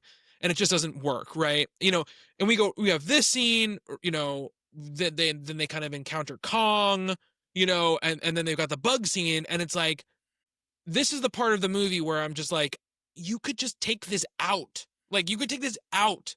And like, because because the problem is too, I don't care what happens to Jack, and I don't care what happens to Denham, really. I care what happens, Yeah, except I love Denham. He when they're falling off a cliff and they're caught up in the vines and the camera's just sort of hanging there and he's going for the camera. I like that moment. Yeah, this could all be condensed a lot, but also this movie has to be a 3-hour movie. This has to be spectacle and more spectacle and more. It doesn't have to be 3 hours. I will say it doesn't have to be 3 hours. It's got to be big. It's got to be larger than life, like Kong is. Yeah, like all of this stuff with the guys. It's only because. In the function of the movie, it doesn't really add anything, right? It doesn't add anything to their characters. The Denham stuff you're talking about does, right? I'm fully on board with getting more little Denham being selfish and weird. I just think like there's a great moment that leads this off too. So he goes off, he sees the Valley of the Dinosaurs, he's shooting, rolling the camera. Then they start coming after him and everybody runs and we get like there's a moment there where we're waiting for him to show up. Mm-hmm. And then he just like runs around this corner. He's trying to be kind of nonchalant about it, but he's like, we should probably get the hell out of here. And it's just such a fun moment because he's real happy he got that footage, but also he brought on this dinosaur stampede that's going to be the next thing that they have to face. Yeah, like this is where I really am happy that Jack Black is in this movie because he sells this perfectly. He sells it great. He definitely sells it great. And again, the scene is just, I think the problem is it's just like we talked about, it's just too much. It's like we go right from this to then then this is the problem, then this is the problem, then this is the problem, and it's just too much stuff all packed into one like continuous sequence without any breaks or anything that really like changes up what we're dealing with, right? You almost gotta laugh at a certain point because you're like, and now there are bugs? Oh man, yeah, it is. It's a festival of excess. Yeah. I mean, that's a problem with the King Kong story, the way it was Mhm. originally envisioned, I think, Mhm. right? Like, why does there have to be all this other stuff on Skull Island? Like, we're here for Kong, we're here for the main event, and it's like, it's like you go to the buffet and like you don't want to fill up on the bread. I mean, And I there's like the idea that it's this island out of time. Like, I don't mind that. it's the Lost World, it's Arthur Conan Yeah, Doyle, but we probably want to decentralize a lot of that so we can focus on Kong more. I totally agree with you on that for sure. Though I will say, I think the Kong double T-Rex fight or triple T-Rex fight Awesome. That is whole awesome. sequence is amazing. It fucking I was rules. very sad to see that Bryan Singer directed some of that Yeah, because yeah, yeah, I don't like that guy very much. yeah. Neither does anybody else No, anymore, but it's a hell of a sequence. I got to give him credit. yeah, no, it's a great sequence. The whole sequence is awesome, and that sequence keeps going on, but I don't mind it because No, it's great because it just builds and builds and builds. yeah, And just when you think it's over, it kind of comes roaring back. Literally, the verticality of this world is amazing. yeah, It's very Avatar in the sense that we're up high, we're down low, we're kind of falling down off this cliff yeah, forever, like through the vines. I uh-huh, love that stuff. And just when you think it's, they're swinging around, hitting each other, he's punching dinosaurs in the face. Like, you yeah. gotta love that. So I love that. Like we talk about the beginning of the scene when she's like she runs away and she encounters this monitor lizard, and then she sneaks away from that one, but there's another one, and then we have this fun like there when she goes in that log and it's like eating the log coming out. I think it really Oh, that's great. works. Yeah. Right. And we think it's like something grabs it and kills it, and we see Yeah, something out of focus in the background. We think yeah. it's Kong. And no, it's a fucking T-Rex. Yeah, yeah. But again, there's something where jacking the helms of it's like she's getting chased by two monitor lizards. There's a T-Rex coming, but he has to do a beat where giant bugs are like crawling in her, trying to get in her mouth or whatever. I'm like, why are you letting this bug get so close to your mouth? And like, get the hell out of there. And so she runs away. And then we get the T-Rex. She hides the T-Rex.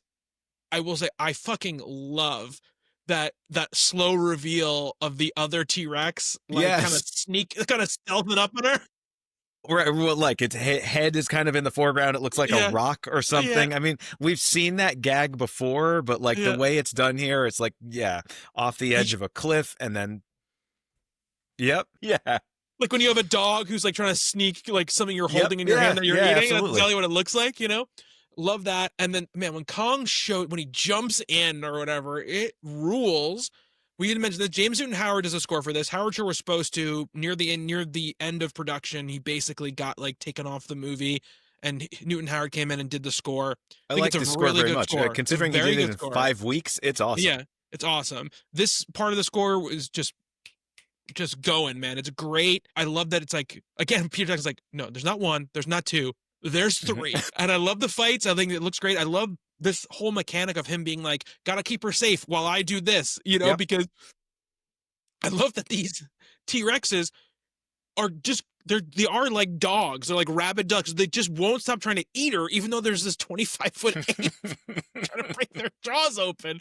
I love that. Even when they're hanging on those vines, I'm like, even if you eat her at this point, you're dead. Like, and it's just like, But sorry, like that's how you craft a sequence like this, Yeah. right? Like you got to know what the goals are and kind of where everyone stands in it, and there has to be a reason for it more than just Kong's fighting a T-Rex, right? Yeah, absolutely. Like, it's very easy to do giant monster stuff in movies now. Like special effects, even in 2005, would allow for all of these things. But if that sequence didn't have like a kind of a through line, or didn't have like, it's like a little mini movie in and of itself, right? And it's brilliant. Like I don't mind that it's as long as it's pretty long. It's about 10 minutes. It's very right? long. Yeah, it's very long. And yeah, it just kind of keeps building on itself and doubling back. And just when you, as I said, just when you think it's over, it gets more intense.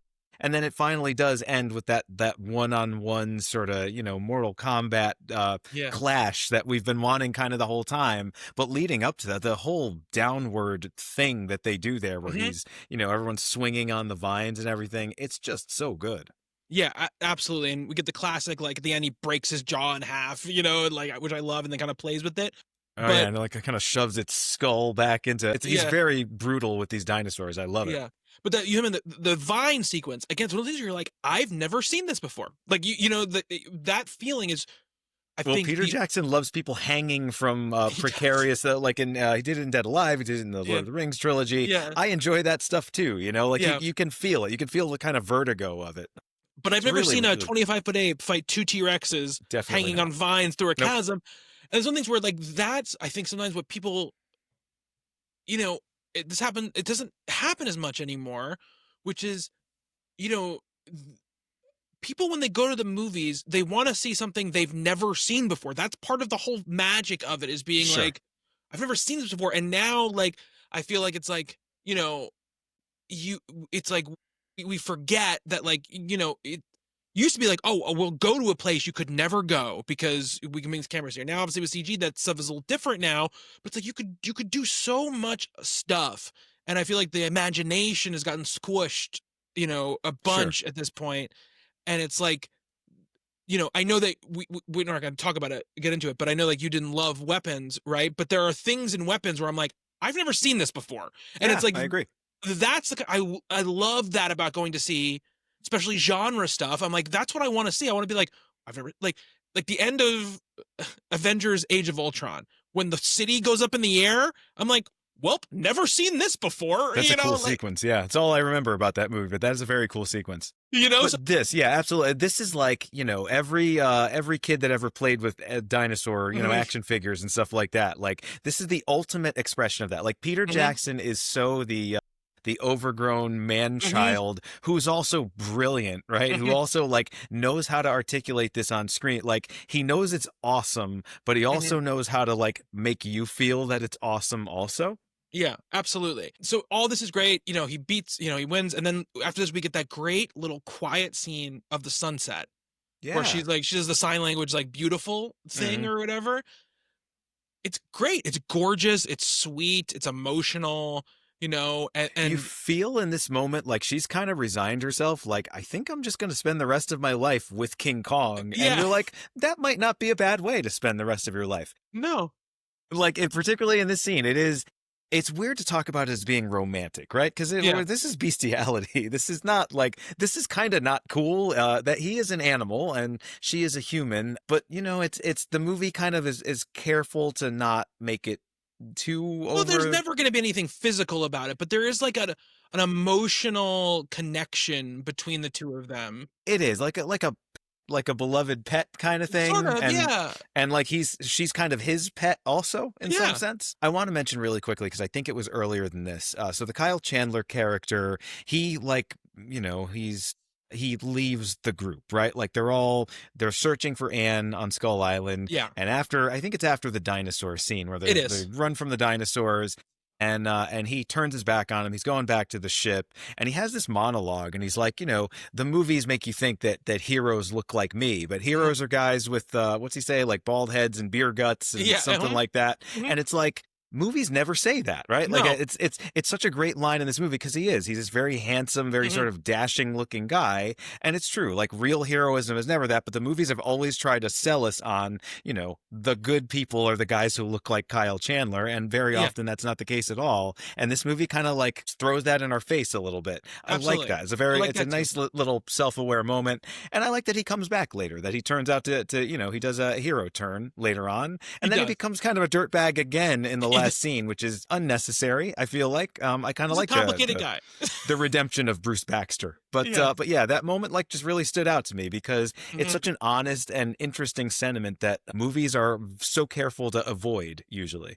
Absolutely, and You I know, do agree. you have a person who does something really heroic in real life who might just be a regular looking dude, and he's played in a movie by Mark Wahlberg. Yeah, exactly. Hi, say hello to your mother for me. Is you know, some of the again, this part, the stuff that's not Anne and Kong is the stuff that I most am like get exhausted by, you know, in the middle It's sections here. exhausting, but I got to like I hate crawling insects, and when they fall into the Mhm. gorge and there's like these things, these like otherworldly looking worm things with like teeth, and I just, this scene, it's too much, but it's also like it's weirdly effective. He's really This good was at stuff like this. Like that's the thing. He He's is, really good yeah. at stuff like that. Like you Yeah. feel those things and like just the horror of it and the desperate, like the characters at some point, you know, they realize this is a last stand. Like we Yeah. actually don't think they're going to get rescued. So they're like desperately fighting these things off. Like, let me just take out as many of them Mhm. as I can before they like gruesomely kill me. And a couple characters get gruesomely killed in the scene. Yeah. And it's as effective as anything I've seen in like an alien movie or like any kind of, creature horror movie. I mean, it's like nauseating, and I give him credit for that. I think Absolutely. it's probably unnecessary. You could axe it out of the movie and nothing really. And the way, everybody comes in, there's a deus ex machina, the guys from the boat come in, they shoot a few of the bugs, and then all of them just kind of go away. It doesn't really make sense. No. But, I was glad the sequence was over because I could feel them crawling on my skin by the Yeah. time, Yeah. they got there. Does Andy Serkis' character die in that scene? He He does, does. right? I He's think playing a he's the very one normal that man gets who has a very the thing normal just like name, Lumpy. engulfs his head. Yeah. Yeah, that's right. Yeah. Oof. Yeah, it's gross. The thing about it, this is the thing. It's like all of these sort of sequences and ideas work in the abstract, right? They're cool ideas for horror / adventure sequences, but there's just too much of them. Too many of them, too many sort of back to back. There is one, I think we skipped right over it, where Kong is chasing after them. They grab on, there's like that scene's great. That's what leads to the bug scene because he shoots him down that canyon. Right. So there's a log over a deep sort of, cliff on either side, and Kong grabs one end of it, and he's like, it's interesting too, right? What I love about this sequence is Kong is strong enough to lift it, but he's not quite strong enough to lift it and throw it over. That's what he's trying to do. So he's like struggling with it, and they're trying to hold on. That's a great sequence because, we don't even know who to root for at this point anymore because we're kind of on Kong's side a little bit here too. It's like, come on, just push a little farther and get rid of this problem. But also, all of our heroes from earlier in the movie are going to die if he does that. Yeah. And we don't want him to, but we also kind of want Kong to succeed. That's a very interestingly crafted sequence, and it's a lot of fun. It's a great little adventure movie moment there. I like that sequence a lot, and I think that's what I mean by the fact that like I think you can cut a lot of other stuff and just have a scene like that's that. Set piece. Yeah, a set piece like that, and I think that's put that enough in the trailer. for those That'll characters. Sell your movie. Sure, that's enough for those characters to do in coming because we have the 11-minute long Kong fights T-Rex's scene. We've got all the Ann stuff, which is very exciting. I don't need like the dudes coming to try to save her because then they can't do it anyway. So it's like, it doesn't really work out. And that scene's important because that puts Jack on the one side of the chasm and whatever, we get that, or whatever, where that's when the other guys come and save them and they go kind of separate and go their separate ways. And he goes after Ann. Sure. He goes after Ann. The thing that I wish was, I think a little bit more of like, if I remember correctly, in the original King Kong, the whole point is he's going there to capture the beast, right? That's his whole point. He's not going there to make a movie necessarily. He's going there to like capture this thing. And I think like I wish that the capturing thing had been brought in a little earlier and put a little bit more motivation for Carl or something. Like I think you could just sort of tweak it a little bit to make it more streamlined, and I think it'd be more effective because like there are times where he really does try to make things emotional, where like when Hayes dies and Jamie Bell's like crying, and I'm like, I like Hayes. I do not care about like Jamie Bell's relationship to this guy. I only know him from the Give Him a Book.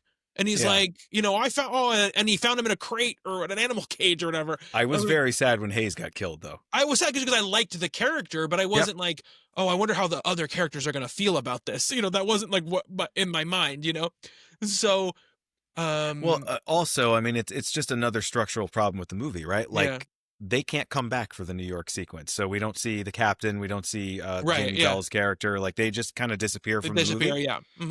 It would be nice if we could see them. Yeah. They should be at that premiere. Why are they not at the show? Why don't we have Thomas Kretschmann? Give them like front row seats. Come on, guys. Yeah, absolutely. And I think like, we get Jack saving Ann from Kong. Nice, he chases. I think that scene is really fun. Like when they're running away from Kong and like trying to figure out a way to get away from him and all this stuff. And we got the bats sort of as part of the whole thing, and them going to the gate and everything. And I love like once again not giving into the temptation to like give Carl like a redemption thing, right? Where he's like literally risking their lives so he can maybe catch worse. This thing. Yeah. He gets worse. Yeah. Though I do like it when he gets so pissed that the bugs killed his like cameraman or whatever, that he like goes like freaking like martial arts with his tripod on like all of the bugs. But he gets to that gate, and I think again, like Jackson's is good at this stuff. The capture sequence is really good, really tense.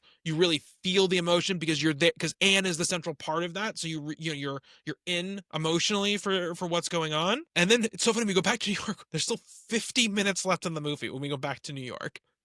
And I think this, there's a lot of credits at the end. There's probably like 40 minutes. Yeah. Maybe 35 minutes left.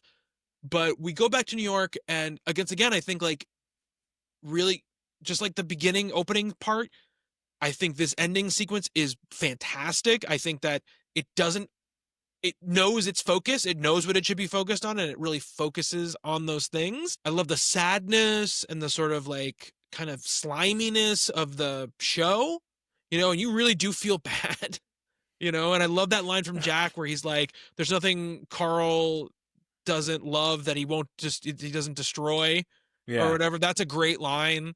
I think that's really great.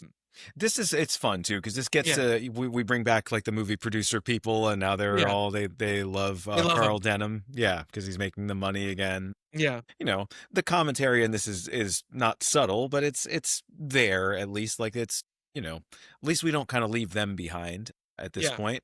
And then we know what's about to happen here, but there's enough. The pacing is good enough. I love the bit with Anne. We see her backstage and putting Hmm. makeup on, looking kind of sad, and like, oh man, is she actually going to be in the King Kong show? And then we get the Yeah. reveal that she's doing a play in this little low rent theater. That's really nice.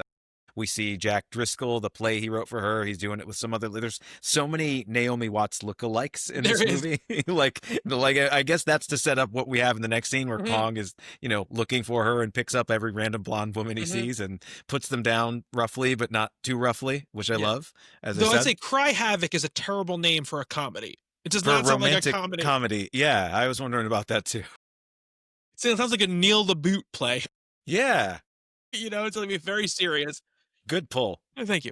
But I think all this great. I like the escape sequence. I like, Oh, but this bit in the theater, I love. One yeah. of my favorite moments. So the look that he gives Adrian Brody in the Yeah. scene, but when he like jumps up, you're the theater person. What do they call the balcony or the mezzanine or whatever? Mezzanine. He jumps onto there and like it can't support his weight and it starts crumbling underneath him. What a cool idea that is! Yeah. And he's just like swinging his arm, and the theater seats are flying all over the Yeah. place. I love this so much. It's great. All this is great. Everything to the end now, I think is top of the line. Like Oh yeah. I think The it's Kong wonderful. rampage, the romantic scene, the little interlude, the Central Park at Christmas time. That's Yeah. really wonderful. Yeah. Love It's a little little much. moment. It's a little much, but I love that little moment where he's like laughing while they're Yeah. like, it's cute. It's nice. He's never stepped on ice, but how does he not fall through the ice? By the way, That's true. I didn't think about that. That's true.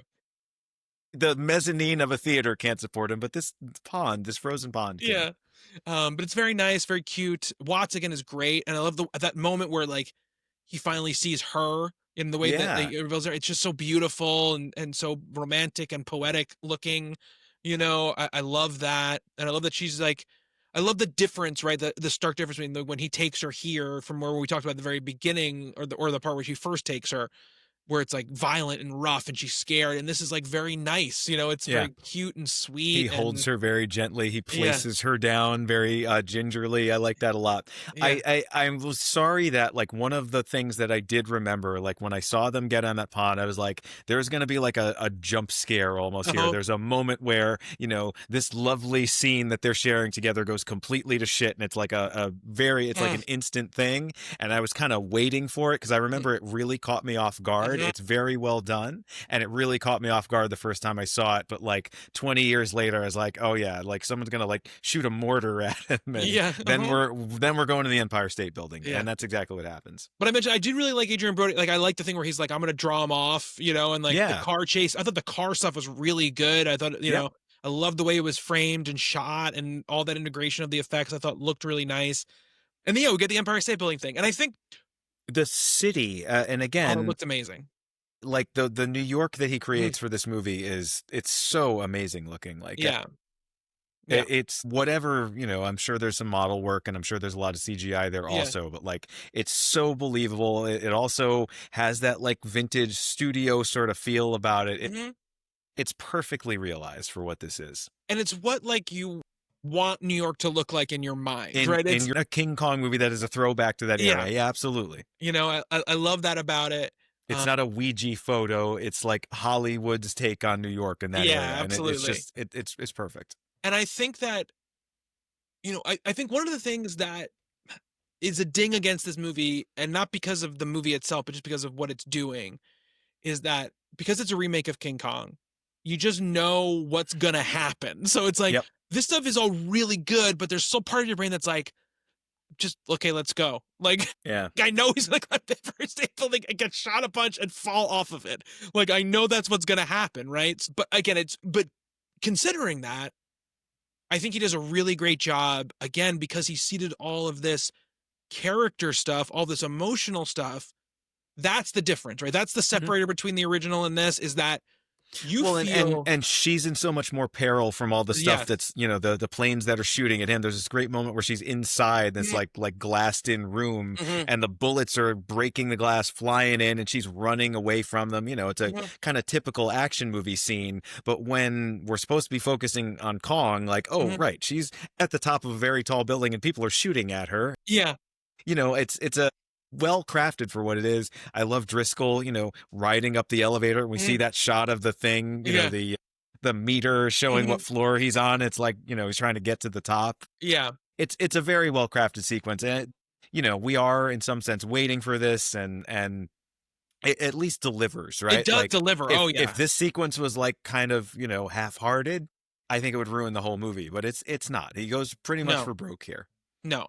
I think that, again, We I'm do like, get a you nice guys are, it's a sunrise this time, but yeah. there's this one where the beautiful callback. It's a little much like the scene on the Mhm. pond is, but I don't mind it at this point. No, I think it works. This movie's earned my trust by now, Yeah. and I think we can be okay with it. And you need that moment, right? Because you need the moment of just like, it comes full circle, right? Yeah. It's now she understands that he understands, and it's just Yep. another nail like in your heart for what's gonna happen to this thing. Again, I'm like, part of me is like, guys are really irresponsible. Just like these plane fighters, even after they see that there's a girl there, they still keep Yeah. shooting at him. I'm like, there's a human being there. This ape cares more about this human's life than you do. But I think it looks Another great. thing I love as much as I love a tramp steamer is a two-seater biplane with oh Hmm. man, just like I don't know. I was Yeah. born in the wrong era, I guess. Should have been around for those days. I want to fly on a dirigible. Like, when can you do that in 2025?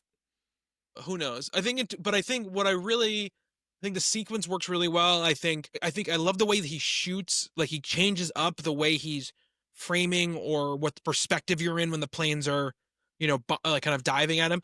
I do think, again, just like the whole movie, it's like, Pete, you probably had one too many, or maybe two too many planes diving at him, shooting him like passes.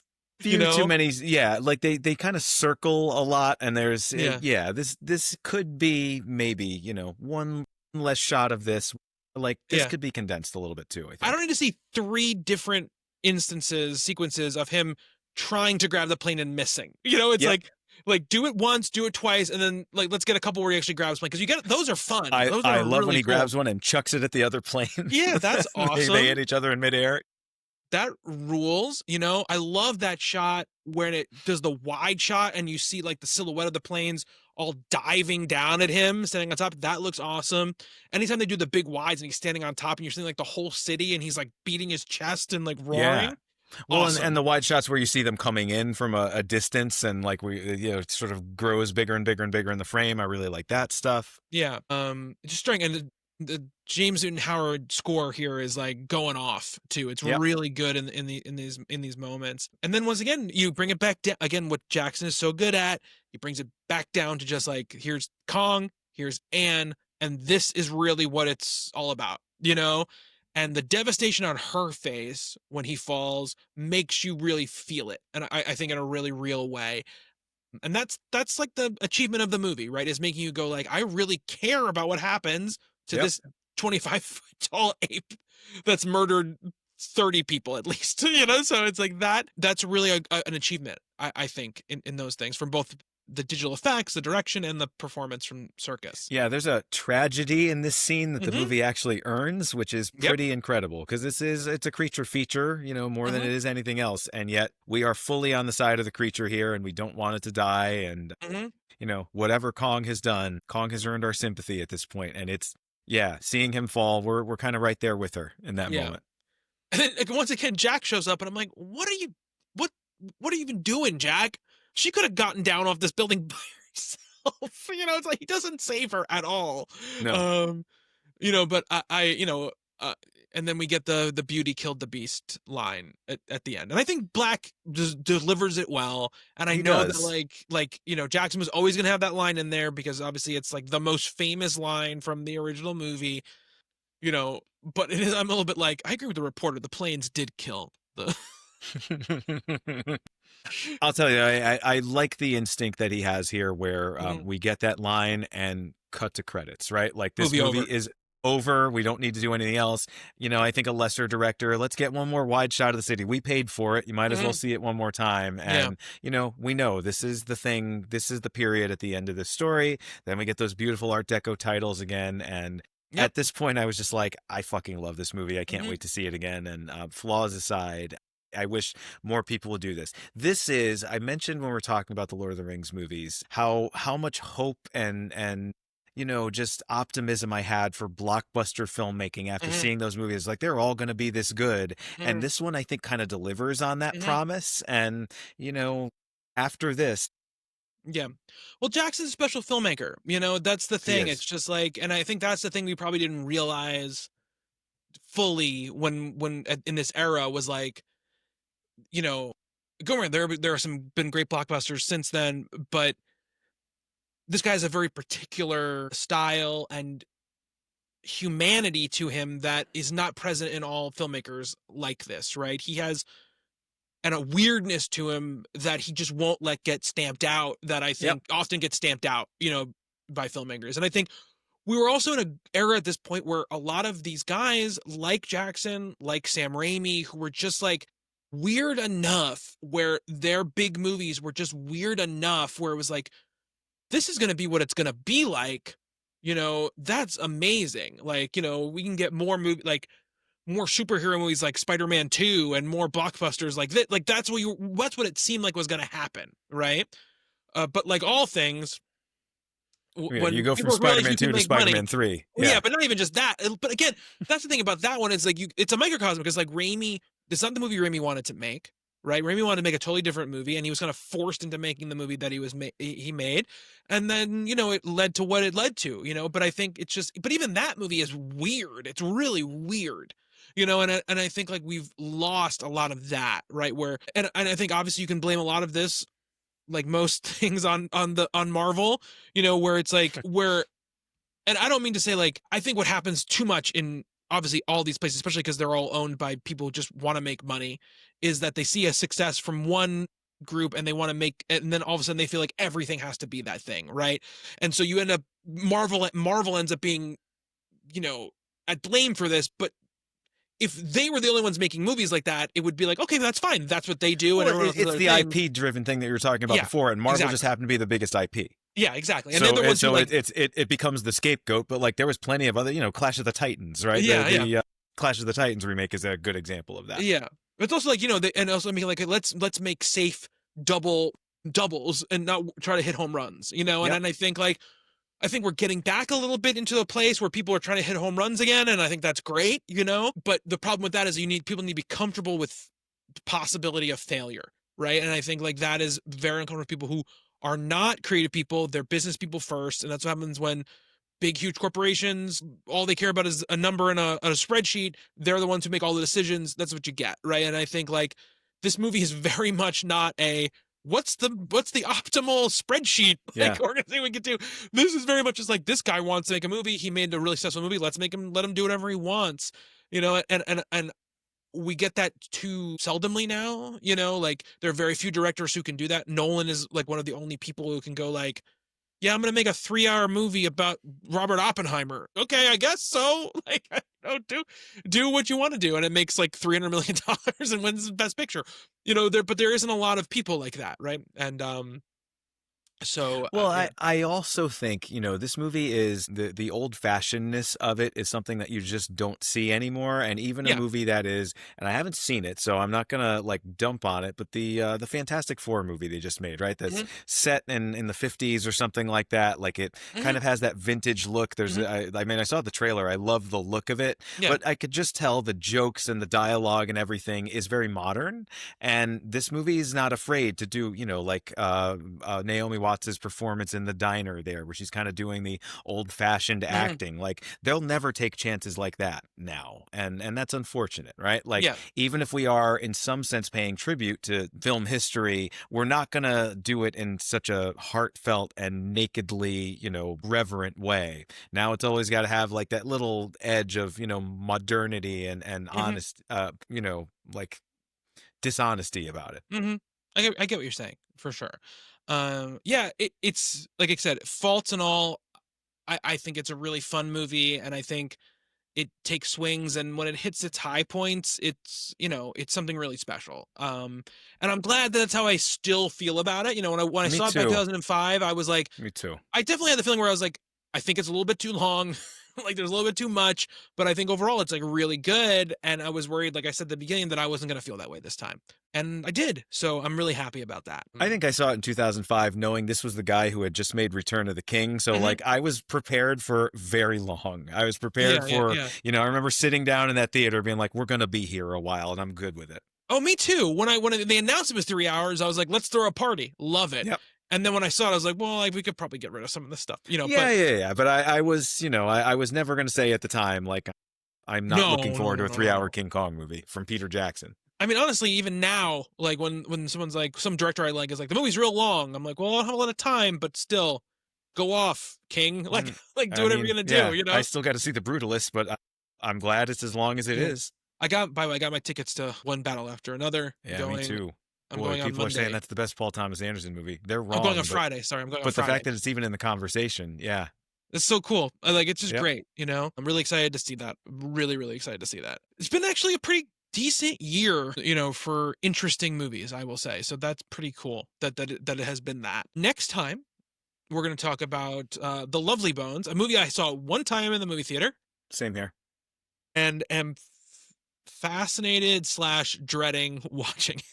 Well, I remember going into that one like, oh man, the director of the Lord of the Rings trilogy and King Kong adapted this very beloved novel. This is going to be awesome. I'm very decidedly not being awesome, but we will see what happens when we watch it again. And then we have 3 more Middle Earth movies, and then we're done with Pete.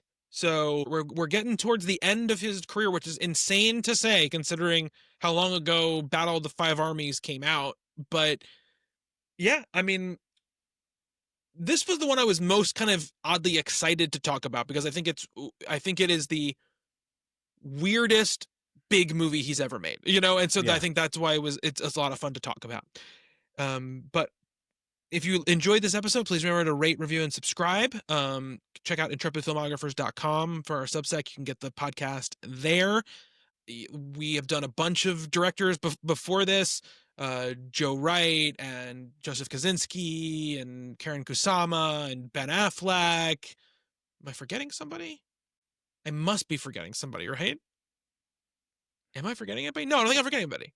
No, I think that's all. Was that like the third one we did? Yeah. So yeah, I covered them all. Okay, so some great episodes there. We still have yet to deliver on the promised F1 episode. It's out on streaming now, so we can definitely rewatch that and talk about that. Also, maybe we watch the pilot of that Mussolini show and then the first episode and then talk about that as well, the Joe Wright. I'm going to watch it anyway. So yeah, we might as well. So we can definitely check those out. They should have called it That Mussolini Show. That Mussolini show seems too on the nose for Joe Wright to be making this. It's probably fake, which is what I said to Nick when he asked me about it. I'll be honest. I saw a couple of like stills from it. I was like, is this AI? Like it's that very handsomely mounted, but like, if you just like typed into, Grok or whatever, like show me what a Joe Wright Mussolini show would look like. It would give you pretty much that. Okay. Well, I haven't seen a frame of it, so I have to check that out. When you see a frame, let me know if I'm right about that. I will. So yeah, next time, The Lovely Bones, stay tuned for that. But until then, thank you, Nick. Thank you, Bobby. Thank you to everybody who's listening or watching. Until next time, be good to one another. Later.